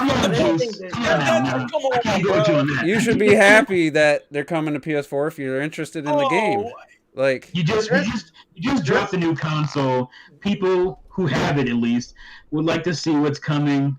There's nothing wrong with that. Yeah, I'm not saying you shouldn't expected some PS5 stuff coming down, for the rest of the year. But for the first half of the year, we knew all these games already exist except for Sifu, which I'm not sure if that's coming to PS4 or not. I guess I didn't pay attention. Yeah, it is. It is coming to PS4. Yeah. I didn't judge it as a PS5 presentation, as more just PlayStation. And if you have a PS5, obviously you'll get some benefits. If you have a PS4, there's still some games coming for the system, So I guess I didn't judge it like that. Okay, what about Switch, right? You mentioned Switch. The January event. The console wasn't even out yet. Did we get a good look at the January event of the Switch and what was coming? Yeah. Mm-hmm. I thought we got a pretty decent look at the Switch. And it wasn't even out yet. We have the PS5 that's out. So I was expecting, again, I had no expectations from Nintendo Direct, but I was expecting more than what I saw. I was expecting more too. Yeah. State of play. The whole problem with that. The whole problem with that is that exactly the PlayStation 4 has been out for a few months. Whether people can find it or not, we'll put that aside. The PlayStation 5 has been out for a few months. So to me, this was like, okay, the system is out now. This is what you're gonna fucking get. I mean, you can say like, oh yeah, there's a few games we knew already. No, we didn't know Sifu. Everything fucking else we had already seen, borderline the exact same trailers. Like that looked like this trailer. Like, oh, Cloak is like, yeah, I'm gonna get this shit. Bitch, it's almost the same trailer as the last one. Nothing different in it. Except we got release dates now. I mentioned like one game. I mentioned one game and it's 2 years. Everything looked exactly the same. The only thing we got from this, which put this instead of an F, it's a D-, is a release date for Kena. Because not only did we see all this shit already, they ended with like the massive bang was Final Fantasy VII Remake.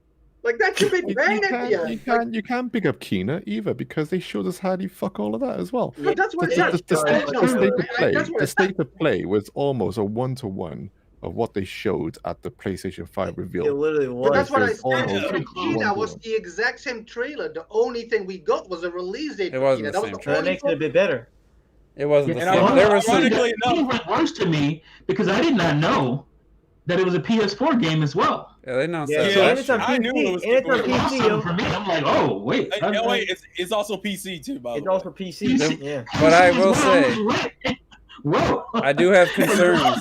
I do have concerns about that game because the fact that they didn't just show 2 minutes of gameplay, everything was like real quick little segments. And these guys aren't known. They don't have a previous game. This is their first game. The game looks gorgeous. I'm telling you though, I just have this weird feeling that the developers and the publisher, whoever, they are really surprised at how much people are anticipating this game. They're like, oh, well, this is just our kind of little $40. Isn't it $40? Yeah. Yeah. Like if they, felt it was just a big, grandiose game, they would drop $70 price tag on that bitch too. So that kind of makes me. I mean, I think it'll be a fine game, but I don't think it's going to be what all these people who are kind of jumping on it are thinking it's going to be. I think the gameplay might be a little stiff, but who knows? Maybe they bring something new to it. But I was just disappointed. Like, show me I don't care if it's just 2 minutes. Just show me somebody controlling the character and doing something without cuts, without an edit. A game comes out in August, so I'm sure I would expect to see that, before the game comes out. But I just got a little in the back of my mind. I'm like, I'm a little concerned now that they're just kind of showing us these quick little shots of things happening and not like just show me a full battle. Because we're on trailer number 2. We're on trailer number 2 of Kena now. So, if you don't show it after, But what they showed looked to be gameplay, snippets of gameplay mixed with some cinematic. It wasn't just CGI cinematic stuff. Like they showed what looks to be game, you playing the game. I just wish they would have actually showed like, hey, like think of another game demo. I'm trying to think of one recently where it's just like they take the character and you see them play for 2-3 minutes straight, I know what you mean because I know what you're saying. Your point is like you see them battle somewhat, you see them walking somewhat, but like you don't know how everything connects. You don't know if you're fighting in a world or segmented levels or like menu shit. Like I'm just cautiously optimistic. I hope it's awesome. I mean, it looks fine. I feel like that one's a very much be waiting for reviews to come out and being like, let's see where it hangs and let's see what the consistent complaints that are. comes out and gets 65 out of 100 on Metacritic. You're gonna be like, I'll be the film is gonna be around a 7, but I'm sure I'm gonna love it. I'm just gonna sit back and laugh at all these dudes jumping on it. Oh my god, Kaden looked at it. Visually, I love the art style. What they are when the game actually comes out. It looks. no, the it art looks- I style's can't listen to you in amazing. retro. I can't listen to It's you gorgeous. in It is a retro gorgeous anyway after Balan won the world. People forget it. We're not gonna talk man. about that game. We're not talking about that Fucking game, hell, right? It looks to me No. though like the art direction, because they did the Majora's Mask CGI thing. You know, it has a very similar look to it. If they could just have just good gameplay Yeah. with that, you know, as their first game, you know, that would be a solid start to the studio. And I hope it's What was the Switch game? Season? I always forget. Season The to Heaven. Switch game, Season of Heaven. Oh yeah. I Yeah, was getting kind of, not that the game looks anything like it, but I'm getting those kind of vibes for some reason. I don't know. Like, Well, obviously it's a game and it's coming out, so I don't mean that, or even like the animation was all stiff and all that.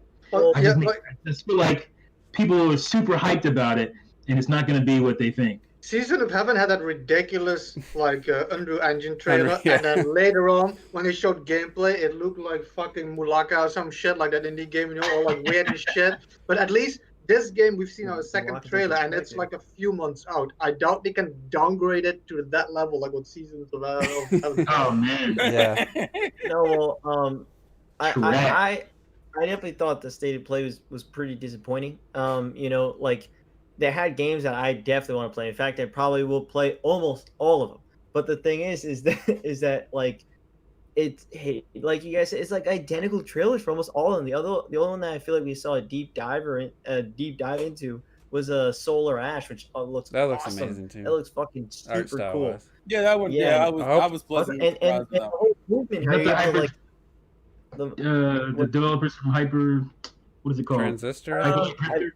I think it's the Hyperlight Drifter. Yeah. I think. Yeah. Not exactly. Oh, That- they're but called Heart Machine, if you're wondering. Yeah, Okay. that Yeah, looks I mean, like it looks super yeah. cool. I hope it's, you know, like that's another one. I hope the gameplay is solid because it visually. I think it's gonna look at Looks it. pretty awesome. The movement's gonna be. You It can already kind- tell the movement's gonna be super cool. It's gonna be Yeah, kind of.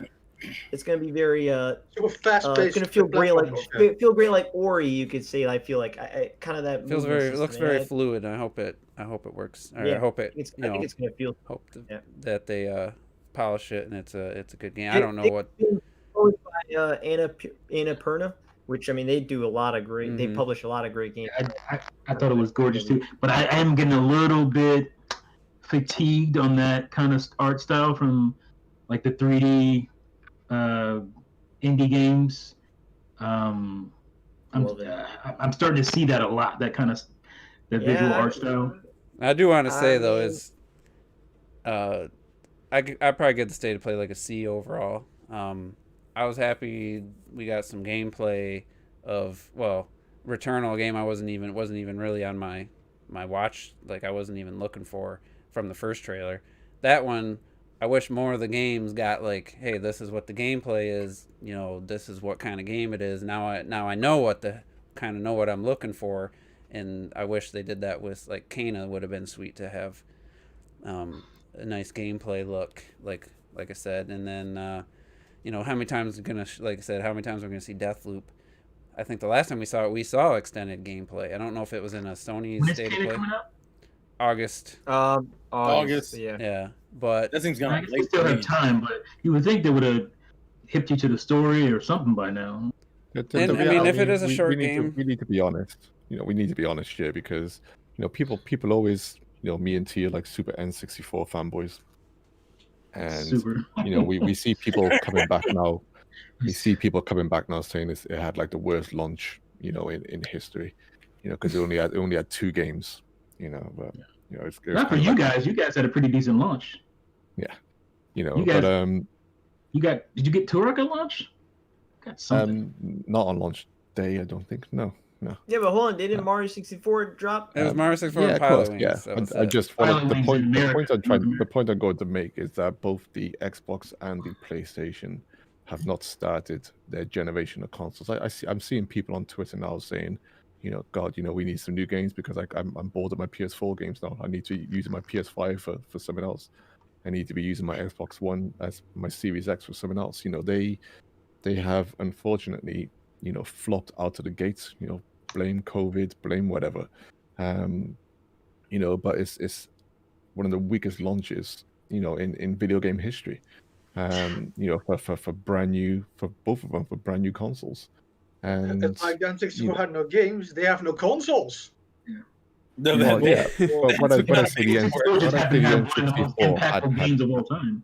when people say the N64 had no games, it's the arguments. Even if it launched with just Mario 64, it's Mario fucking 64, right? It's it's night and fucking day. It doesn't matter if you've got the Demon Souls remake. It's a remake, a beautiful remake. It's a remake. What did the Xbox have? Absolutely, virtually nothing. In terms of new games, they missed out on Halo for whatever reasons. When is that coming out? I feel like I don't even know if They they said set on 20. last time. Did they set on 2021?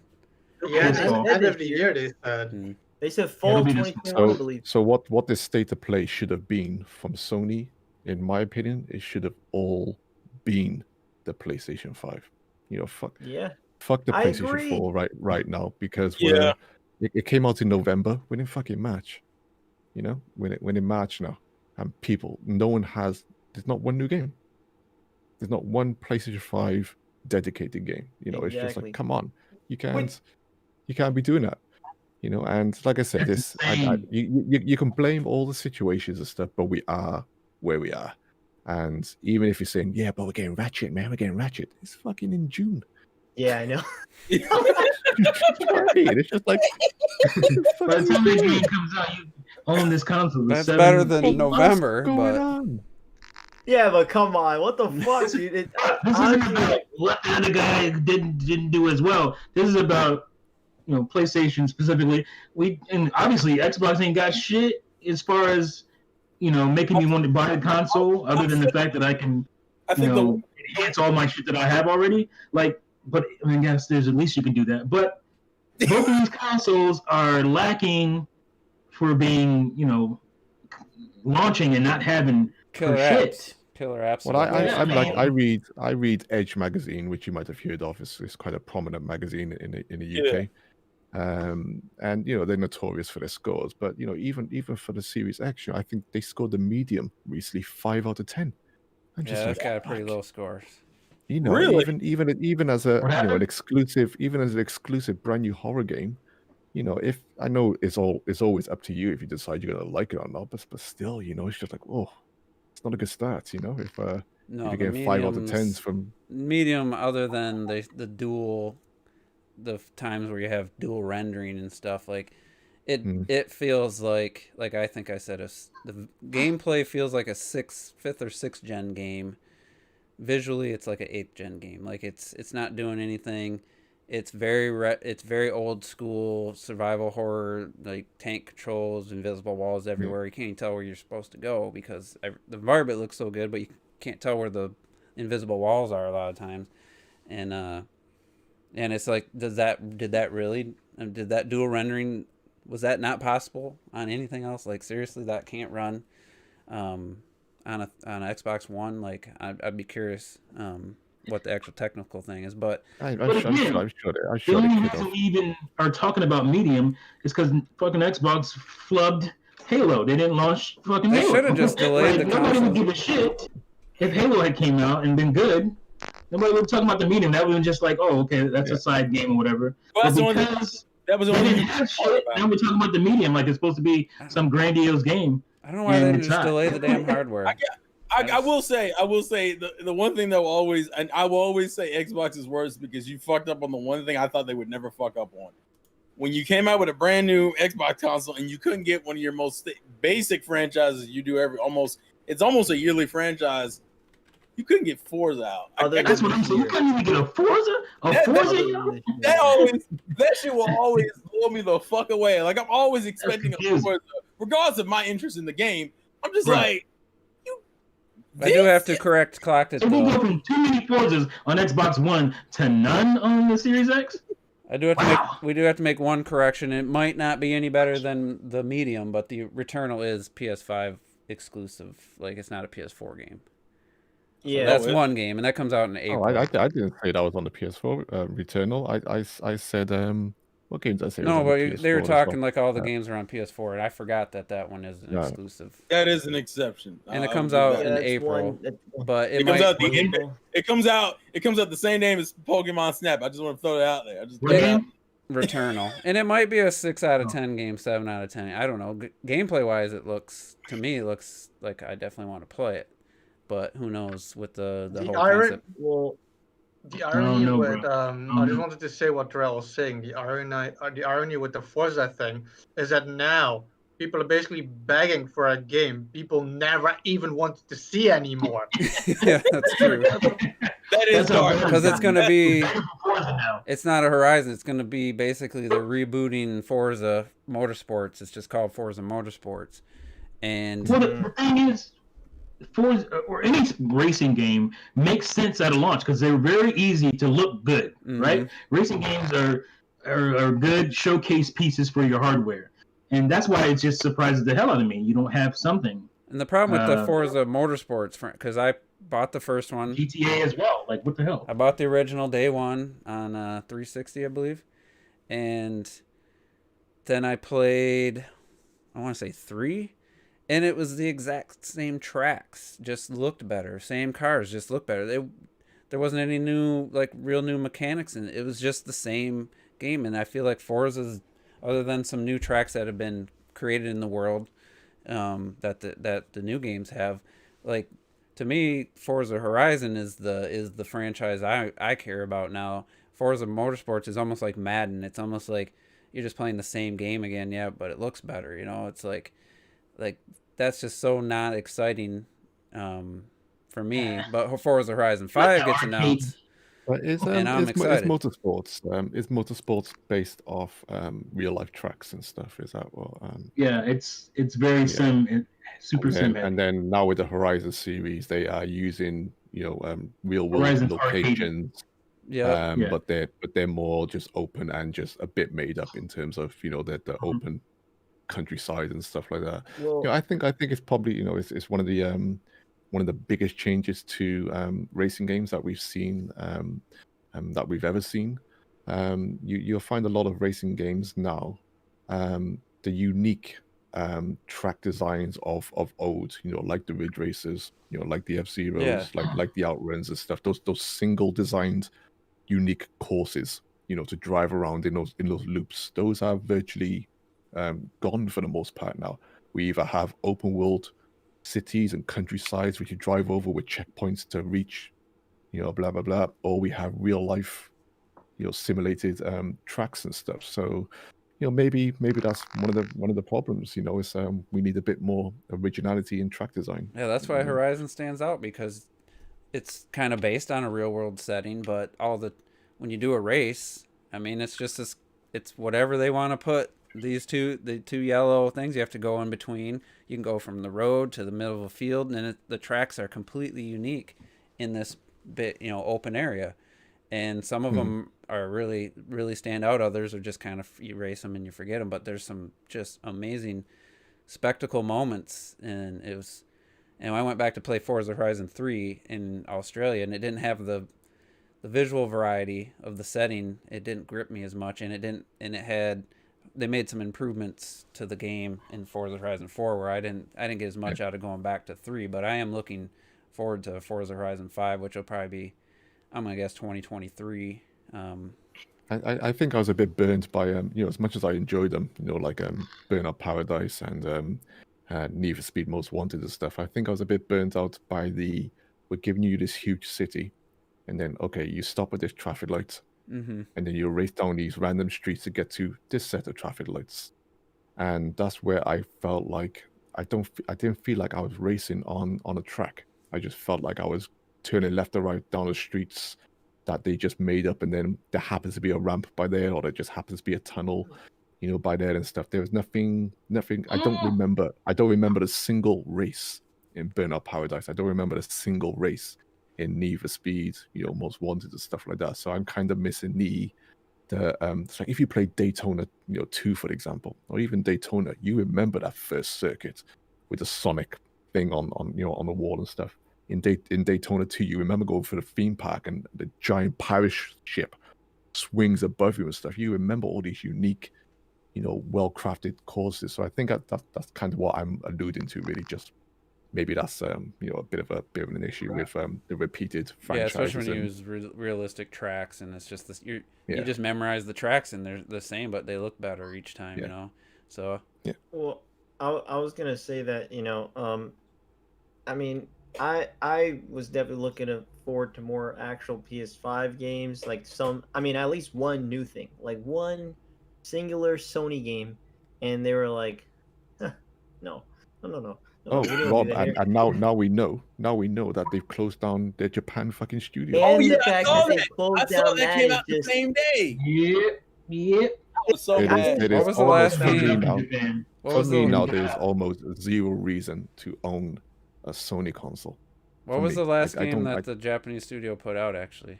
I have You to look look it up. Because I thought I Well, you saw had- someone saying I know the thing is with Last Japan, so they Guardian. worked on with a lot of other games. Well, though. the They, thing about I know Last they Guardian- helped It's out not just on- what they do themselves; is what they So actually. it's I mean it's Contribute Sony Japan, right? So they had contractors and they had internals underneath them. So Team Ico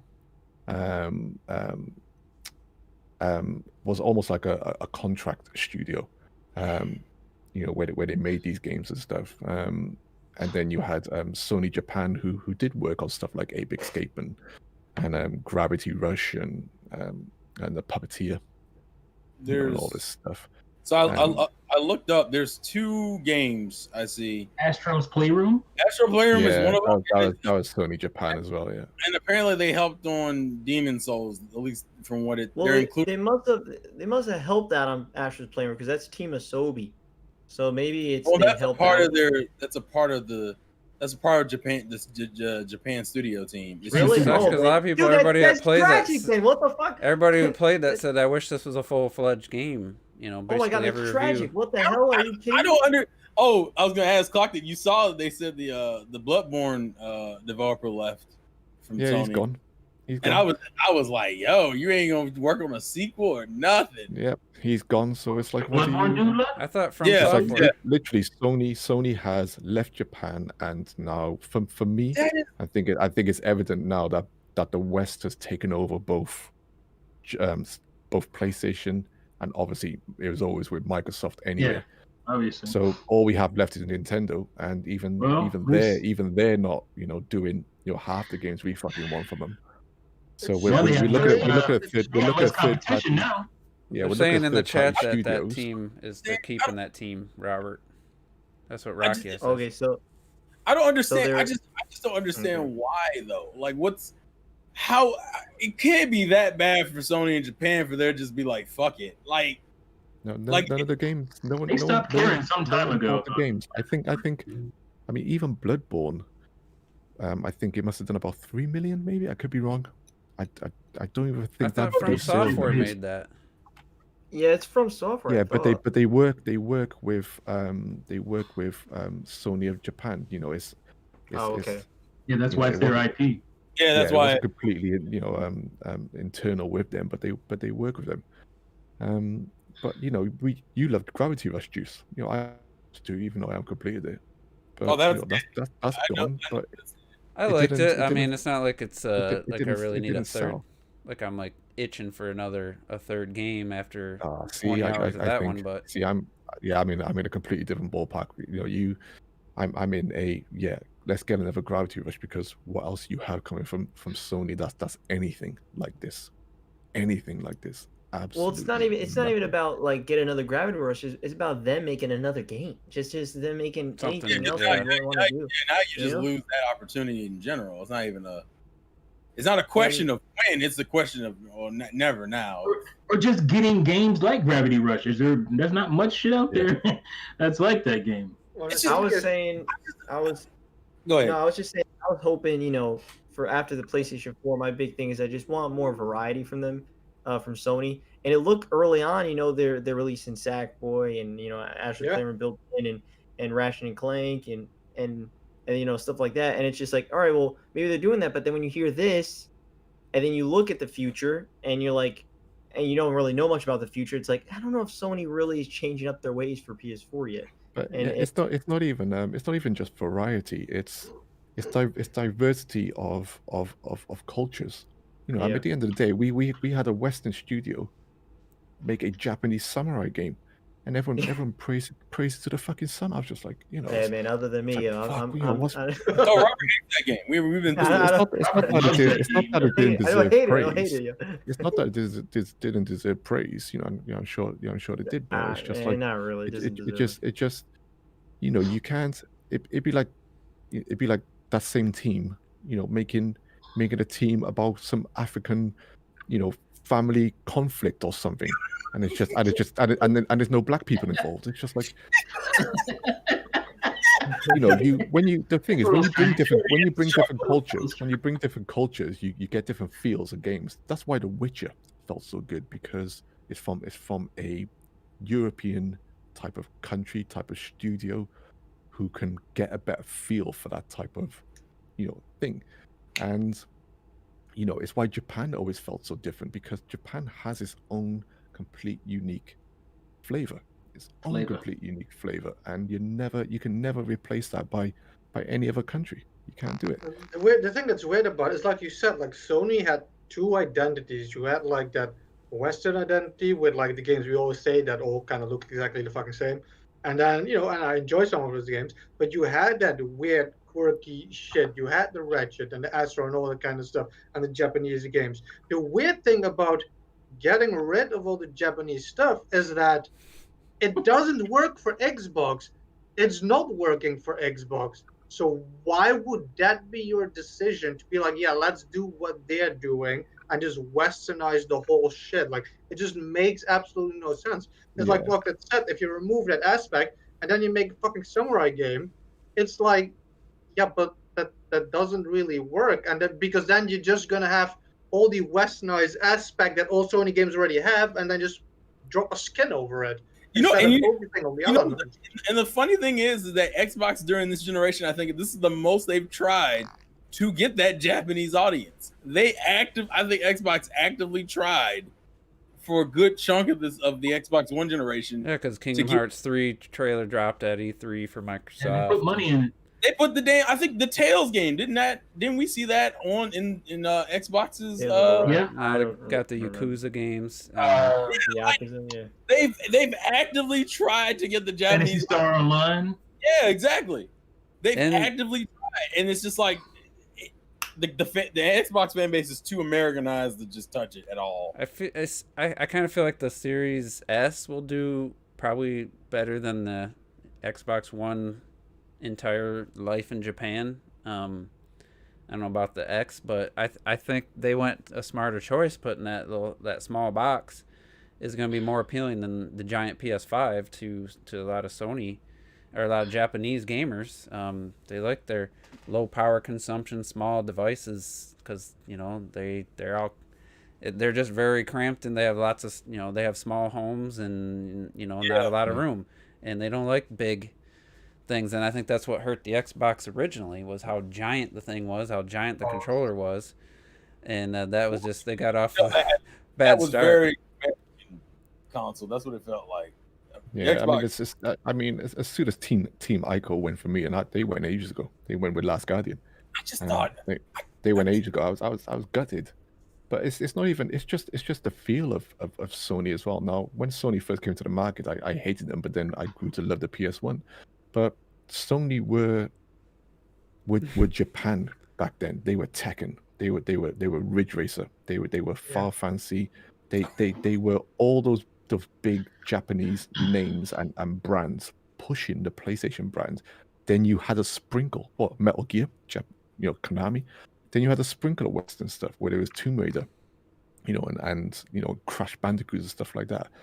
But that flavor for Sony is completely gone now. It is almost 100%, in my opinion, flavor-wise, a Western brand now, and that's evident. That's evident with the games that people buy compared to the games that they don't buy.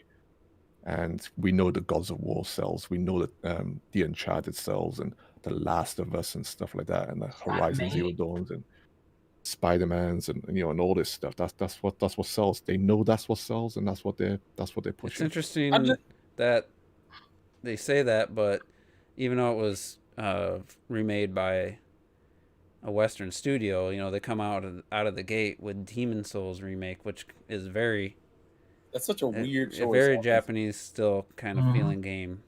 So I don't know. Yeah, and remade by a Western yeah, but they studio. just remade it over the original code, so it still plays the same. Like they didn't change the gameplay and stuff.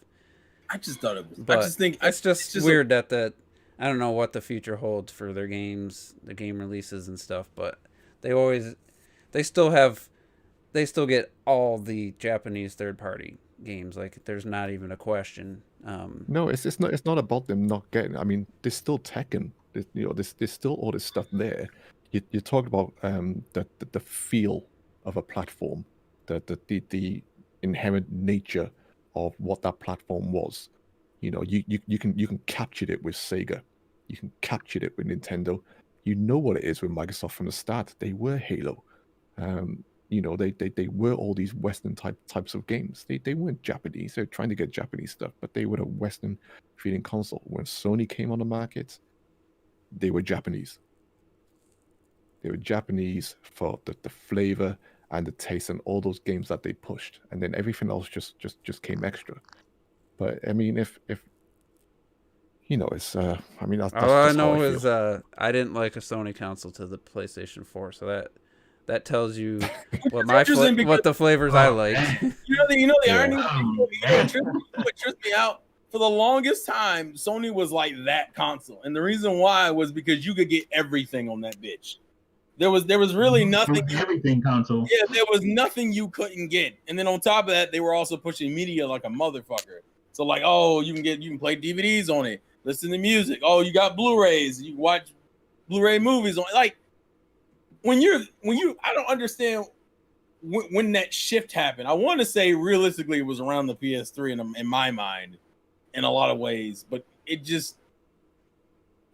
I don't understand. I don't see the point. The biggest shift happened with the PS3. You know, when we started getting stuff like Resistance and Uncharted and stuff like that as these games being pushed. But even with the PS2, you started seeing that fade as soon as GTA 3 came out. You know, that was a dynamic shift for the platform and for the industry. That shit killed the GameCube single-handedly. Yeah, you know what people were looking for in video games. This GTA 3 was it. Now, of course, you still had, you know, Metal Gear and, you know, Gran Turismo and stuff, but you could see other stuff breaking through. We might have to change the title of this podcast because we got to get to Nintendo's value proposition at some point. Nintendo say to what Clock had said. It's like GTA and like the shit like FIFA, because in Europe, that's why PlayStation dominated. And those numbers, it's simply what they're catering to now, and that just loses their identity. Yeah. So let's transition here into. We never talked about Skyward Sword HD, and I wanted to save it for Nintendo, just the value proposition in general. You know, now we got like 25 minutes. But, so the basis is the original Skyward Sword launched, and I think we should talk about this a little bit because T was holding up his controller last week with a Wii Motion Plus gold controller and a soundtrack. For, was it $70? $60 or $70? It was $70, $69. So the game was $50. A Wii Motion Plus was $40, and the soundtrack was like $15 value, basically. Shit. Fuck, to get out of here, bro. So you got, for $20 extra, you got basically $55 worth of stuff. Plus it's an exclusive Wii remote with the gold. Like it's not some just one you can go pick up. Yeah. So that, you know, you could probably add more than the $40 base price of a Wii remote with Motion Plus. You know, and it was a new game. And, you know, the Wii was popular. I mean, it was starting to trail off there in 2011, but, you know, you get that, and then, you know, now you pay $60 because that's the price of games now. I mean, obviously, price went up $10, but for just a remake of a game, and it doesn't even seem to be, not a remake, a remastered, and it doesn't really seem to have not even as much, we don't know behind the scenes, but it definitely doesn't seem to have as much effort as Twilight Princess HD. And that was a $50 game. or $60 with a Wolf Link amiibo, which is $15 value, and a $50 game for $60. And now you get just a remaster for $60 that doesn't seem to have as much effort put into it. And then they put out the Joy-Cons, and those are $80, which I guess people are snagging them up. They're hard to find. It pops up on the Twitter I'm following for notifications. I heard Skyward Sword HD is also sold out. Skyward Sword was selling on Amazon, and it's like, I guess I can't blame Nintendo if people are gonna swoop up and buy this stuff. But man, I miss the days where Iwata used to talk about the value, and Reggie talk about the value proposition, and I just feel like that's just gone. I'm trying to think of anything on the Switch where you could say where they included anything with a game for the price of the game, where they gave us anything extra. Not a damn thing. I can't think of one thing. Nothing. I did want to give Skyward Sword one other thing, just based off of the footage. They don't mention it, but based off the footage, I noticed it seems like Skyward Sword is running at a higher frame rate. They now say than people saying it's running at 60. I haven't. It looks like it's running at 60 when you look at the footage. Maybe, and that would make sense because when you have 1-to-1 motion, 30 frames per second is not ideal.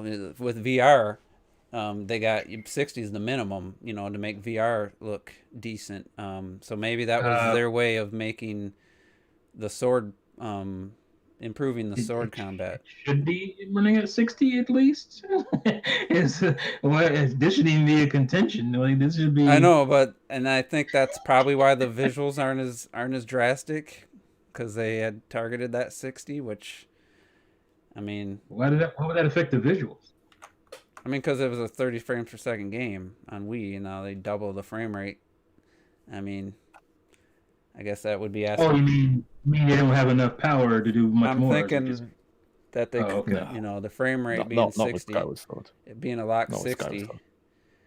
I don't think they really could. I mean, just bumping up the resolution. That seemed to be all they did, honestly. What's Wind Waker? That's 30. That's 30. Is it 30? Mm-hmm. Yeah, I remember that one. Yeah, HD. What, on the Wii U? Yeah, Nintendo's never took a 30 frames per second game and made it 60 with a remaster. They've never done that. Sure. This is the first time. HD was. Yeah, they've never done that. Now, Wind Waker's not even a lock 30. No, it's not. Oh, yeah. Ew. It used to be locked in the GameCube version from what I saw. Yeah. Or was it not? So they've never taken a 30 frames per second game and made it 60 until now. So that you don't count it. I think that's I thought that's what they did with Hyrule Warriors, the original one. Oh yeah, it's Koei Tecmo, but yeah. As far as Nintendo's remasters, HDs, whatever you want to call them, they've never changed the frame rate. They didn't do it for Mario 64 or Sunshine. Galaxy was already 60, so that's something. But at the same time, I honestly thought it would look better in HD. I thought that art style would look way better in HD, close to Wind Waker HD. Wind Waker does, yeah. But Wind Waker is more stylized. Now we know why they went with Wind Waker. Got blue lighting. They actually went in and added some lighting to the game. You say Wind Waker is more stylized, but even with Skyward Sword, they were going for this watercolor type of art style. So I was expecting that to really pop, to really pop and stuff, but it just looks like a standard day. It almost looks like a Wii U version playing it on Wii U. I was sitting there watching the trailer. I was like, all right, so when are they gonna to the Switch version? Retro pointed out, I was like, I thought they were showing the controller. I thought they were showing the Wii version, and I'm like, oh wait, this is the HD version. I literally thought they were gonna show the Wii version motion and then show the Switch version, but they were already showing the Switch version, and I couldn't even tell. Straight it's full screen. One benefit is that the HUD has been removed for the most part from the screen now. Oh yeah, that took up a huge amount of screen. And everything. I really want to see side-by-side comparison at some point. Because when the trailer started, the first, I don't really like Skyward Sword and shit. I hate the character design, all that shit. But like when the trailer started, my first thought was that looks really desaturated. So I want to see them side by side because it feels like they almost made certain shit worse. I've seen side by side. It looks literally the same. Oh, Actually, Well, there's a I- video here that says it looks better than you think. Nintendo Prime, but Certainly here's a, sharper. To be fair, the Switch version actually looks a little bit more saturated. I would say. Yeah. It's I'm not, gonna put it up but it's on not, the screen. But it's not that much. It's not crazy. It's just. It's like Yeah, a. it's not crazy, but it looks a little bit more saturated. Yeah, Yeah. I'll go with. So I mean, like. it took away the blur, took away a lot of the jagginess. Let me share my screen so you guys can see what I'm. There is changes, but it's very minimal. That's the best way to describe it. No. That's the vibe I got from Probably it. Princess, where they actually went in and. But it's they still the changed like. textures This is in the this Switch. I'm gonna pause this. This is the Switch version. Obviously, if we see the Wii version, it's gonna look better. But it just doesn't look like that watercolor look. I thought I guess the blurriness was kind of high. Was kind of. More essentially. I mean, it's obviously cleaner, sharper, and stuff. But this is not what I expected from an HD But version. it's not a huge difference to me. No, it's not. No, it's not. It's not. It's cleaner for sure, but it's not like when we saw Wind Waker. I mean, almost everybody was like, "Oh, wow!" Like blown away. Yeah, no, that's day and night. This almost makes it. This almost like shows some of the shortcomings, I flaws. guess. Yeah. Yeah, but I mean, that does look Especially like those pillars. You'd be like, ooh, I don't want to see that sharp. Yeah. It look. It's smart what you're saying with the pillars because, for example, But this Link looks way better. That's for sure. what they used to do with well, like you said, like these days when you have like shit on HGTV, like shit looks Yeah. very pixelated. And in the past, for example, in the PS1 That is era, like I right. saw a really cool tweet of that. The devs actually used the fact that those old ass TVs were kind of blurry because that made shit really nice and Right. looked like a figure in a picture. And that's why it's saying like these pillars shouldn't be so fucking like pixel perfect because it just looks janky. wait, did Right. they change? Wait, did they change the texture on The shot of pho- Fee looks definitely improved. It does. It look. Yeah, Yeah. I mean, It that look, looks- And seeing her that dancing definitely at looks 60 nicer. frames per second, I mean, you can Well, tell. how about the fact that the crest gets super Yeah. dim when What? you go to the well, that's what I was features? going to ask. I didn't understand. What the hell is that? Did they remodel the Well, crest? if you or look like- at the Wii, it was just a The Wii white. version looked It was better just there. no. I think it Look was at just the white. water and everything. It was literally just. This was just. No, it's not white. just white. It has There's like a little bit crystal of a shade to it. kind of. Yeah, there's some shading going on there. That just looks like a stone. This is a completely new texture for sure. Yeah, that looks like a different. The water That's also like a stone texture. a little bit between the two. I mean, there's Yeah. improvements for sure, but But it's Sure, yeah. It's like the Batman thing, like some of that stuff looked better and some of it looked worse. Like yeah, you're talking about like what was it? I think the the difference. collection. Yeah, This Arkham is one of those. collection. This is Yeah. one of those comparisons where if there weren't any comparisons, you wouldn't be able to tell the difference. yeah. No, that's in true. your brain, That's it would true. virtually be exactly the same. This Wow, is how it that's- looks. I think that says everything. That is. I don't know. it's- I love this Zelda. I love that. I love that Yeah, design. this is a cool Zelda, man. Come Yeah, on. that's my favorite Zelda. Yeah, she was And I like do- spunky. And I and- appreciate, and I do appreciate the full screen if nothing else. I do. Let's like see that. let's see what the clouds look like here. I don't know how you can hate that Zelda. She's I fucking don't know. amazing. I wish yeah, that that's- I wish that was Smash Ultimate. That's She's like my favorite that's Zelda. my second See, like favorite this- design. Amazing. Yeah, some of the stuff is very close. It's super close. Like but Clock is right. You wouldn't be able to tell if you were going off memory. You wouldn't be able. Yeah, to you tell would. the That's Like, why I it's didn't like- notice. It's sharper, but like I And don't the know. only, Like, the Oh, that only looks thing I pretty noticed that was is the frame rate does look smoother. I was like, I don't remember that And game. I know people are like, because a lot of people stuff, and I know people are like happy that they can play with just, but that seems kind of jank to me. Yeah, the right way- analog stick doesn't seem like a big That right analog stick improvement. control your sword, that looks jank. Oh no, a lot, Yeah, a lot, I can't see it being good. a lot of people said that. Because you're going to be moving the camera constantly in the beginning. You're going to be swiping your sword constantly. Yeah, Your muscle memory is trying to turn the camera. but not only that, when you get into a fight where you're not just like trying to strike certain directions and you just want to kind of swing and fight, that's gonna feel weird on that analog stick to me. And I then would what? think it's gonna Jumping much and more jumping and then sword swiping. Like you're going to have to hit A and then move down to the analog stick. Like So Yeah, I love you this guys enjoy your finally controls. I'd be Traditional curious controls. if this didn't say which version if you could fool people, like, is this Wii or Switch? Is this Wii or Switch? Well, no, I mean, it's man.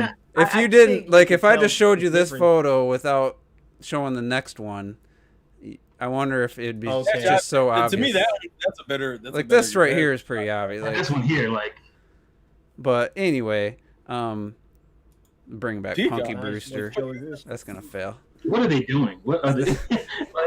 But I love Bucky Bruce, but come Like, on, man. we've been saying this forever. I don't care about the old games as much as I care that they just keep charging $60 for them, no matter what they've done, no matter what they do.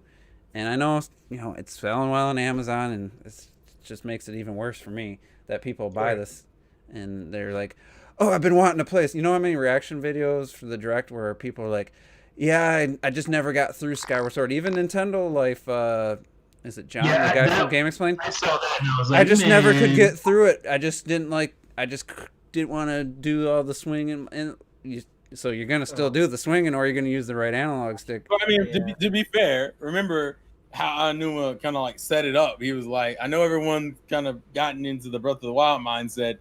I hope you guys at least go back and try it, because he's like, I don't know how people are gonna feel doubling back from Breath of the Wild. Yeah. Also, because there's a lot of people who literally started with Breath of the Wild, so it's like, Yeah. I don't Yeah, know. there's millions of people that never played Zelda until Breath of the Wild. It's Well, just you funny know, all these people that you didn't. want them to double back on this, and it's like, this one's gonna be a hell of a.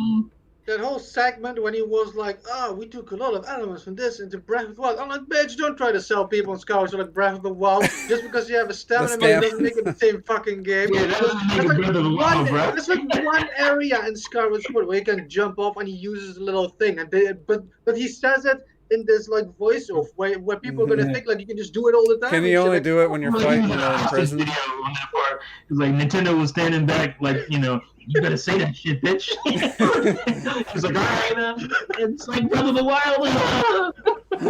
But I think in the chat, I think the anime rapper said earlier that Skyward Sword was held back by the Wii. It's hardware and stuff. And Yeah, I it was think aspects of it were. who said it was built for the Wii, so it wasn't. But in reality, Skyward Sword was held back by the Wii because they wanted to do a lot of things with Skyward Sword that they couldn't do. They wanted a seamless transition from sky to land, and I'm sure they wanted to do a lot more with it with a sailcloth, to be able It's to only fly. like you can do with 88 megabytes of RAM. Yeah, And the around a loft lot wing more. potential So of- Skyward Sword definitely was held back. I wonder if you're going to be able to control the loft wing with the right analog stick instead of having to tilt. Because the Switch Lite doesn't have gyro, does it? Or does it? It doesn't have HD Sure rumble. it does. Maybe it has gyro. No, it has gyro. Gyro. It has gyro. Because Gyro, I remember- it doesn't have rumble. Yeah. I remember, I think don't you have to use the Wii remote to control your loft wing? Yeah. Yeah, I loved it. It felt so natural. It's just like, And then you go like that to make it dart forward. Yeah, I so didn't you- like Yeah, that to make because it- sometimes that would make you so- go so off to the fine. side. Fuck But all that motion control shit. there's a lot of people. Retro. I started it on the Wii, but I just never finished it. No, I'm excited now. Like, Even Yeah, I fucking yeah, what- finished The it. irony is I own it on the Wii and I just never played it. I have. What I don't get that where it's like I don't yeah, understand or it's like, oh my god, Skyward Sword HD. It's like, I never finished this game, but I definitely will play it on Switch. I can't wait to So you own buy it? and Oh, finish you it own it? again. You're gonna play it?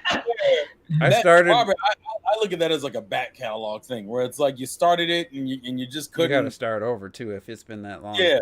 Yeah, if it's been Well, that but- long. but, like The you already control- own it. You already own it. Like you really Yeah, want but to sell it's it new 60 shit again? is shiny. That's all it is. I started my It's not that second. shiny though, Terrell. We just It's saw not it. very It's shiny. It's shiny enough though. That's the problem. It's shiny enough. It probably Yeah, looked good in actually, portable play. It looks shiny with your Wii remote, bro. It'd be funny. I don't know if this be funny, but if it was like 720p 60, like I wonder what if people How would much you want say. to bet it is, yo? How It much you want to bet probably it is.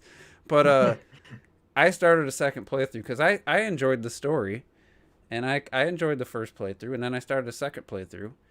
And what was the volcano called on? It wasn't Elden. yeah. Elden, yeah. I got to that section, and then I had to get to the point where you get to the top, and then you had to go back and get some water from somewhere, and it's just like a whole bunch of back and forth, and I was just like, I gave up on my second playthrough. I was like, I can't do this again. And I had that glitch where you every time I guarantee you, that's why many people get. It wasn't the controls. They in their mind they think it was the fucking sword waggle, but it was the somewhat tedium of backtracking and the kind of disjointed nature of how the world was broken up. Mm-hmm. That's the stuff that people had trouble with. Because I admittedly had trouble sometimes throughout playing that game with that stuff.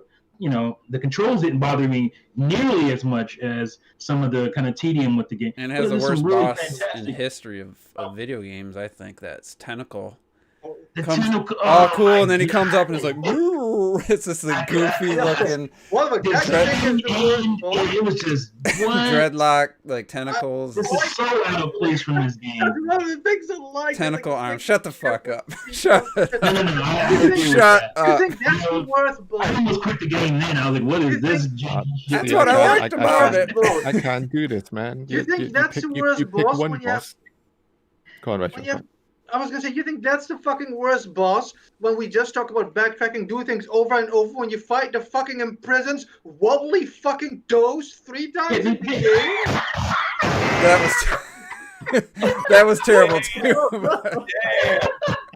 Damn. I still think that I meant designed, most worst designed boss in the history of video games. He's talking design, but the yeah. fight wasn't terrible, but the design was stupid.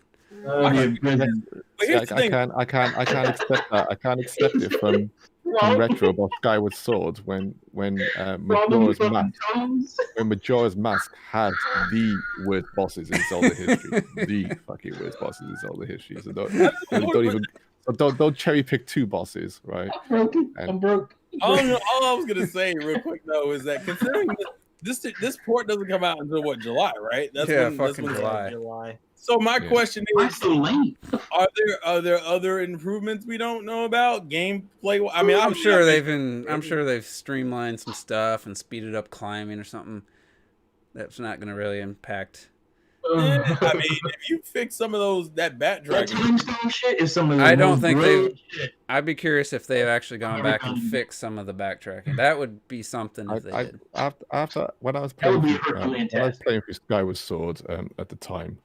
I remember saying there was more innovation in that game than anything I was playing. It was super innovative. Like, there was some really cool stuff. The time stone shit just blows. It still blows my mind. How they. And then when you're on the boat and you're going through the desert, it's actually turning. That was cool. The one thing I hear about, the 2 things I always heard good things about Skyward Sword was the story. And people say it has some of the best dungeons in the series. That is the one thing I always said. It's not even. No, see, that's where I disagree. It's not just the story. It's not just the dungeons. It's stuff that we named just now as well. There's so much to the. I remember smiling when Juice was talking about the Elden mountain and stuff like that. I remember having a smile on my face when when I slipped and I slid down the slope and Link is like. Ah! And he's fucking flying down and stuff. I was cracking up. I was like, this game is hilarious. But it has got a ton of great moments in it. But just like with any other game that people get decisive over, they cherry pick on stuff. And then it's the Mario Sunshine blue coin effect. Yeah. Where you have this entire great game and then you bring up blue coins and then one maybe hotel level. But then the rest of the game is fan-fucking-tastic. I'm just like, it is. I don't think this game has the worst boss. I didn't say that. I think the Imprisoned is the worst boss in the game. That's the dumbest thing in the game. I think Skyward Sword has some of the best. I'm one of those people who says that. That's the one thing I like about it. It has the best fucking dungeons and some of the best fucking bosses. You have like the old cistern is like the most beautiful fucking dungeon in any Zelda game. Swimming underwater. Oh man, that was amazing. That's one of my favorite dungeons. The 6 arms with all the weapons. That boss. Amazing. That was a great boss. My most memorable thing was when whatever the area is called, the green area, filled up with water, and then you got to swim. Was it? So I really liked that. That was the best part of the game for me. That was the most memorable thing. You had that deity then who was just sitting there. Yeah. so fucking. You guys are good, making man. me Like I excited. said, But otherwise, The it's first one, bro. otherwise I don't remember much There's about some it. really This is some of the most innovative shit. and I still say it's like some of the best that boss game. fights Groot I've ever or had in a Bruce, game. Like but you're flying on your loft wing, chasing after the infected Other than Octopus Dreadlocks. yeah, the infected sky The whale and Leafy, stuff. the whale And you shit. jump mean? off Yeah. your loft wing, you fly down, land on back, fucking tentacles, jump back onto your loft wing, fly off. Oh, fuck. And all of that shit and the storm Just- and everything. Beautiful, beautiful. It has moments. Just get rid of Loctopus, and Yeah, but so imprison- that let boss him was a slowly chase disappointment. the imprison while he hit him in his toes while he's climbing slowly Yeah. up the fucking. Oh, he's got electrical toes now. that was stupid. The tentacle boss was a Just- disappointment. Exactly, The tentacle exactly. boss was a disappointment, but that whole pirate ship was Yeah, the fucking pirate ship awesome. was cool. And Oh, also gosh, it was great. fighting a pirate on a gangplank and stuff. I and didn't trying care to- for Pirate fighting was the pirate awesome. It's myself. just that boss. I didn't really It's like like out of. But anyway, we But got I will on. just say this, because I don't know if Robert played it or not. I will just say that no matter what, if you never played Skyward Sword, it's definitely a game you should play. Oh yeah, for sure. If this is the first chance you get to play Skyward Sword, so by all means, get the Switch version. It just really, That's the only way you can play it. Furukawa had the interview, and they were trying to Mm. talking about replacing Iwata's chemistry or whatever, charisma, Did and you trying write to it get down? rid of that. Get rid of that stuff, and it's just like, T wrote it down. No, I didn't. I left it up on my laptop, but and it just feels like, just getting back, we didn't really talk about the value proposition. I'm gonna have to change the title to something else. So you guys will maybe you can help me.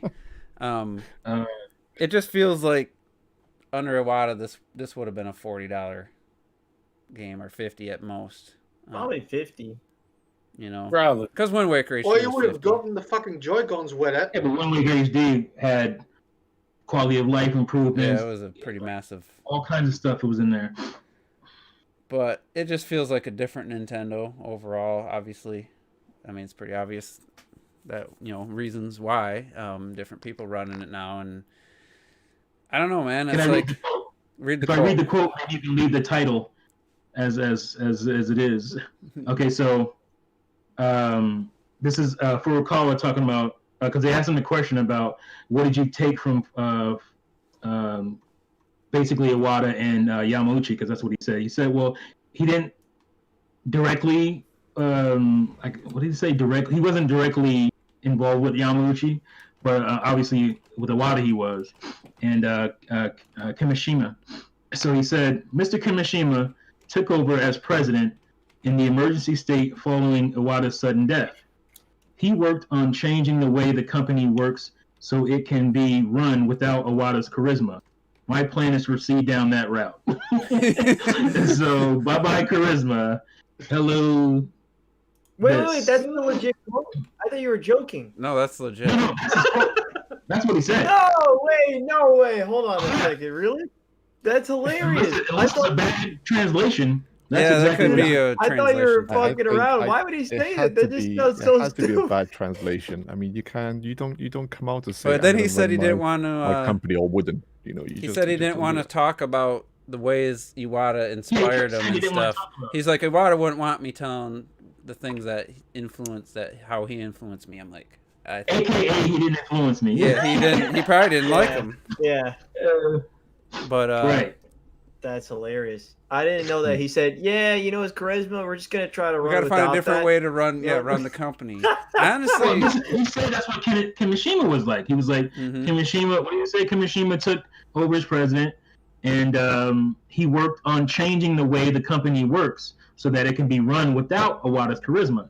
Because obviously you can't duplicate Iwata's charisma, right? Mhm. So Dude, he said, I'm continuing in that path, basically. And I thought you wrote that as like a joke. I'm not joking. I thought you wrote that as like a joke. No, this and is even the with real quote. Iwata, there was talks that like the programming, like the team of programmers, like in their cubicles, there's no social time, and they're just working. And I just always thought it's probably not as fun as you would think to work at Nintendo unless you're like on the really creative, like get like a Numa, you can get to the creative side and you're not just typing code all the time. And now I just feel like you go probably white walls, gray cubicles, like no personality. I just don't. That's just how I see the Nintendo, like their development. You know, I don't know how they have it broken up. Like you go in there, it's white walls, gray cubicles, and you have your monitor and your keyboard, and there's like no like personal, like So Mario here's things. a question, and here's a question. Does it matter to you if we go back to that no in your face Nintendo, because we've been for those generations where we didn't really know the suits of Nintendo on a personal one-to-one type of basis. Would it bother you if that disappeared but we still got great games? Yeah, as long as we get great games, I don't care. The problem is I'm having to focus on this because we don't have a bunch of great software coming out from Nintendo. That's the problem. Like if they have great games, they had great. I didn't know Nintendo like that until what, 96, 95, when I actually started paying attention to Yamauchi and how he ran the company and all that kind of stuff. Yeah. And what happened to Koizumi? Super Nintendo, because they were very business savvy or business minded during Super Nintendo and NES especially. So, but they were still putting out these stellar freaking games, new crazy franchises. Now, if we did that, I had to, roll with the punch, because not everybody's going to be Iwata. I get that. But, when Walt Disney died, Disney didn't lose their charm. They still had that Disney charm. They still have it to some extent. It's not as, as it was before. They had that business side too, that killer, we're going to put shit in the vault and we'll put it out every once in a while. And release it over and over. Right. But they do that, but they still have that charm that makes you spend the money on that stuff. So if they drop the games like crazy, then I this kind of stuff I wouldn't care about. But I'm losing the games and your charisma. Like, I don't know. Like you're completely different to me. The Switch started out like that with Koizumi and all the directs and presentations, man. It just was all about charisma with him. Yeah, and now Koizumi, he's been. I don't know if somebody got jealous, he was a cool cat, man. Or I don't know if there was a seniority thing where someone's like, nah, he's getting too much shine, or maybe they just put him to work, said, all right, work on some games. He's been gone since 2019, 2018. I think you perfectly explained that earlier, because I thought the same thing. When Iwata was gone, you're like, you're never gonna find somebody who does a direct like Iwata. But then they did, Koizumi, and we all thought the same thing. And maybe that was the problem, because you guys said like that's not what they wanted, and that's probably why they like removed him. I think Furukawa didn't like it. He was like, Koizumi's getting all this shine. Mm-hmm. I'm the fucking president here, pal. And I think, Furukawa probably was like, and he doesn't make appearances. He doesn't. Who's the guy that they have on? I'm forgetting his name's blanking that they have. Takashi, isn't it? Is it Tezuka? Takashi? Yeah. I don't even. Is it? I don't even know where he. It's something like that. Like, I don't know. All of a sudden, he started being the face of the directs, and I was like, "What?" There's like a couple other guys I expected to see before this guy, like, the Mario, the guy, the 2D Mario, worked with Miyamoto on Mario Maker. It's another, starts with a T. I'm bad at names, but. He's got the glasses and but either way, it's just weird that the direction they took. Was it? Well, then there's the Metroid guy too. I think they all start with T. All their names. Yeah. But, it just feels like the Metroid guy is Sakamoto. No, not the 2D Metroid. The Metroid Prime producer. No, Prime. Oh, that's Tanabe? That's Takahashi, isn't it? Is that Tanabe? No, it's Tanabe. Either way, it is Tanabe. It's Tanabe. I was almost going to do a Juice Opinions. I'm running up these names, dude. I was going to bring up an old argument about, Nintendo, being a Nintendo fan and kind of the criteria. We had a discussion, and I was talking about Shokyo back then, like 5 years ago. He just liked Metroid and Smash, and kind of was speaking on behalf of the community, and we kind of had a discussion about, well, where you draw the line, and on how many games, franchises, before you're actually a fan of that company, not just a fan of a few of the games. And I honestly, I'm at the point now. Yeah, I was right. It was Takahashi. Was it? Who does the directs? Yeah. But I'm at the point now where I'm just like, am I just a Breath of the Wild fan at this point? Like, am I even a Nintendo fan at this point? Because Jesus. I just don't feel like Oh, I feel like if man. it ain't Get Breath of the the- Wild, Get the fuck off I this just don't- podcast. You Sony. I'm You not a gotta be Sony, bugging I'm not a out, man. PlayStation fan. I liked 2 Uncharted's. I liked the last God of War. I didn't like the first 4, and I liked You're not a both. PlayStation fan. You keep trying to get a I liked both of the Last of Us games. Like, I don't know if that qualifies that I like the entire PlayStation as a company. You know, I like Probably the not. system. I like the PS4, but I don't know that I'm a Sony PlayStation fan in the same, because I like 3 games. You know, so I wouldn't class. Well, I don't know, because for me, it's like you gotta for me, it's like you gotta be a fan of their foundation, the core of what Nintendo is about, right? So, I was a fan of the Smash core is Nintendo. really that. Smash is all the games, characters from all the games that made Nintendo the Nintendo Foundation. So that's not enough for me. But again, this is subjective. Mario, Zelda. If Mario and Zelda ain't in, I don't. How you a Nintendo fan? Like it doesn't. I don't feel it's not registering with me. Like, I mean, you could but then absolutely again, love those games and love buying a Nintendo system, but that's funny that you brought up Smash, because I was watching the Pyra voice actor. I forget what her name is now. Her and her Sky. boyfriend or whatever. I think it was a boyfriend. Just this weird. It was a weird Sky video. Bennett. Yeah, Sky Bennett, and he's like, you're in fucking Smash, and she's like, yeah. Before I got the job, she's like, I knew Mario Kart and I knew Smash. That's all I knew of Nintendo. Those are the wow. 2 games when someone said Nintendo, she's like, those are the 2 things I knew. And then now she had streams where she played Xenoblade 2 and the Definitive Edition and stuff. And he's like, all my buddies or whatever, they know Smash. Like it's this huge franchise. Yeah. So you don't have to even care about it. And he's like, they don't play anything. They play PlayStation, but they play Smash. And I know that my students are the same. Like, they're all like Smash players. They don't really play, quote unquote core Nintendo games, but they all like Smash and they know Mario Kart. So yeah, so I was just trying to say, like, the core that's casual reason. Nintendo shit to me, Yeah. like that's not core Nintendo fan shit. The core reason I you like gotta- Nintendo was obviously the quality games they put out, quality over quantity, and their idea of building a Nintendo game 64 propaganda. building a game from the gameplay, starting with gameplay, and then building a game around that, which they still do. Obviously, they did that with Splatoon. But it was also the other stuff. It was, they had some bad, greedy kind of behavior over the years for, like I always talk about the From the GameCube. beginning. GameCube memory cards, I thought were, for what you got, were a bit overpriced in their, some of their accessories and stuff. But I just really feel like the Nintendo now, it just doesn't feel like the Nintendo that got my loyal fandom. And it's just, it's sad. And I really, honestly, we've had like 1 or 2 rough years. I know, but then what's the Years in future? a row, bro. Like, it's worrisome. This direct had Like, me legit Xbox is gone. depressed.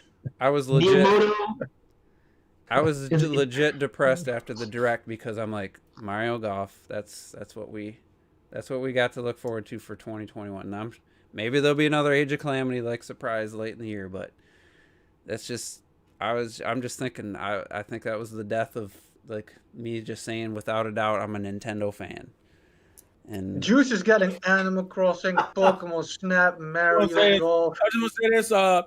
I'm playing Bravely Default 2 right now. The shit is beautiful. I love it. It's enjoyable. too bad that's I'm Square. waiting for mine to we're not turn up talking today. about weed shit. I'm Hey, look, boycotting it because it's Square, and they listen, I can't You're blame not gonna buy anything. You got Square with their bullshit. Square is conflicting because you got my AA Square is cool as fuck. That AAA Yeah. Square go with a bag of dicks, Well, Robert's bruh. got me Yeah. eyeing that Final Fantasy 15 That's not Royal gonna be Edition good, for y'all. $20. Robert's Oh, yeah? review of Final Fantasy 15. Is that the Royal Edition? Did you get like the better version? No, of this it? is the day No, one there's edition. one Yeah, on Best Buy for $20 has the, like, No, but doesn't the Royal Edition have like more content in it? I thought. yeah, it's But my guy, I have this edition. I played this edition. no, he's I'm saying that I seen I'm looking at the $20 one on Oh. Best Buy, the Royal Edition, whatever it's called. Okay. Because of your back of the backlog kind of sold me Well, thank you. on the game. I don't know if that's what you're trying to do, but Did you buy it? Yeah. I mean, I didn't buy it yet, but because it's all. But anyway, Right. we've gone on. It's a bit over, so we're gonna wrap this up. Been a good discussion. I changed the I feel you. podcast title to Pokemon State of Play and Skyward Sword HD ? So that's the new title, and yeah. So thanks everybody for tuning in. Been a good discussion. Next week we'll be talking about. I'm guessing Pyro and Smash will be released right I after. think with a Sony podcast now. Let's go. Maybe. You guys think Pyro Myth will be available after Thursday after the? Hopefully. Yeah. Is it it's Thursday? Smashing Pyro in spring break. If it's Thursday, there's a higher chance of Maybe Terrell will play with us. We played a couple times and we had some good smashing. Yeah, man. It was Yeah, the red one's Smash Why Pyro. we have to say it was Incineroar versus Terry, and we had a grabbing throwdown for 2 straight matches. Hey, you can't ignore Sephiroth, yo. I was- Sephiroth was in there yeah, for but I a was long saying ass time. the grabbing because I didn't know Terry. I forgot Terry had that basically the grab, the forward B, I think it is. Yeah. And so I picked Incineroar. We went back and forth, and we had some good times. Robert kept self-destructing. It was beautiful. Hey, He was the distracted building jack guys. I want a good He chunk of won those- some games, yeah, but you No, definitely. Oh, disingenuous. Robert, you killed yourself more than anybody else. Of course I did, Robert's but that didn't mean I playing didn't win. Not most, but at Oh, least most. a decent amount of fights for sure. Robert is like playing with Sephiroth, man. This guy is so jacked dead. Like every time. Nah. Damn it! No, I clocked it. I clocked did it. side I won B. a good amount of fights. You're like, I won a oh. good amount of fights. I He don't lost remember more than anything you. like that. I don't remember. I anything. remember seeing my character's victory animation quite often, but Hold on, yo, this is dude. It was like 3 times in a row, and you're like, "Oh, I'm tired of seeing this." remember guy's, when I had a this animation. 5-win streak? That Remember was that? my winning screen. What are you talking about? But anyway, Division of history at the end of the- can't wait to because it got me excited. I bought Min, got the Switch Online, playing some Smash. I'm ready for Pyra Mithra. So And Mario Golf, you You ready just for said you Mario weren't a Golf? Nintendo fan no more. I'm confused. I know. You're buying DLC. So technically buy now, DLC. if you get Pirate and Mithra, does that mean you've got 3 DLC characters? no 2. I don't know, man. They're 2 characters. We'll have you to know? see what the final 2 are. Yeah. I could end up That's with the 4. last I could time, end up man. with 4 out of the 6 from this DLC Oh, I package. feel like this Gonna is be where you- crashing DLC, in a that's- monster, dude. But I If will you not. get 3 out of the 6, you got the fucking fighter No, pass. Like I come won't on. buy the fighter pass because I No, don't it want doesn't Steve. add up to the I don't fighter want pass, yo. Steve in my lineup. But anyway, we're gonna get out of here. Thanks everybody for tuning in.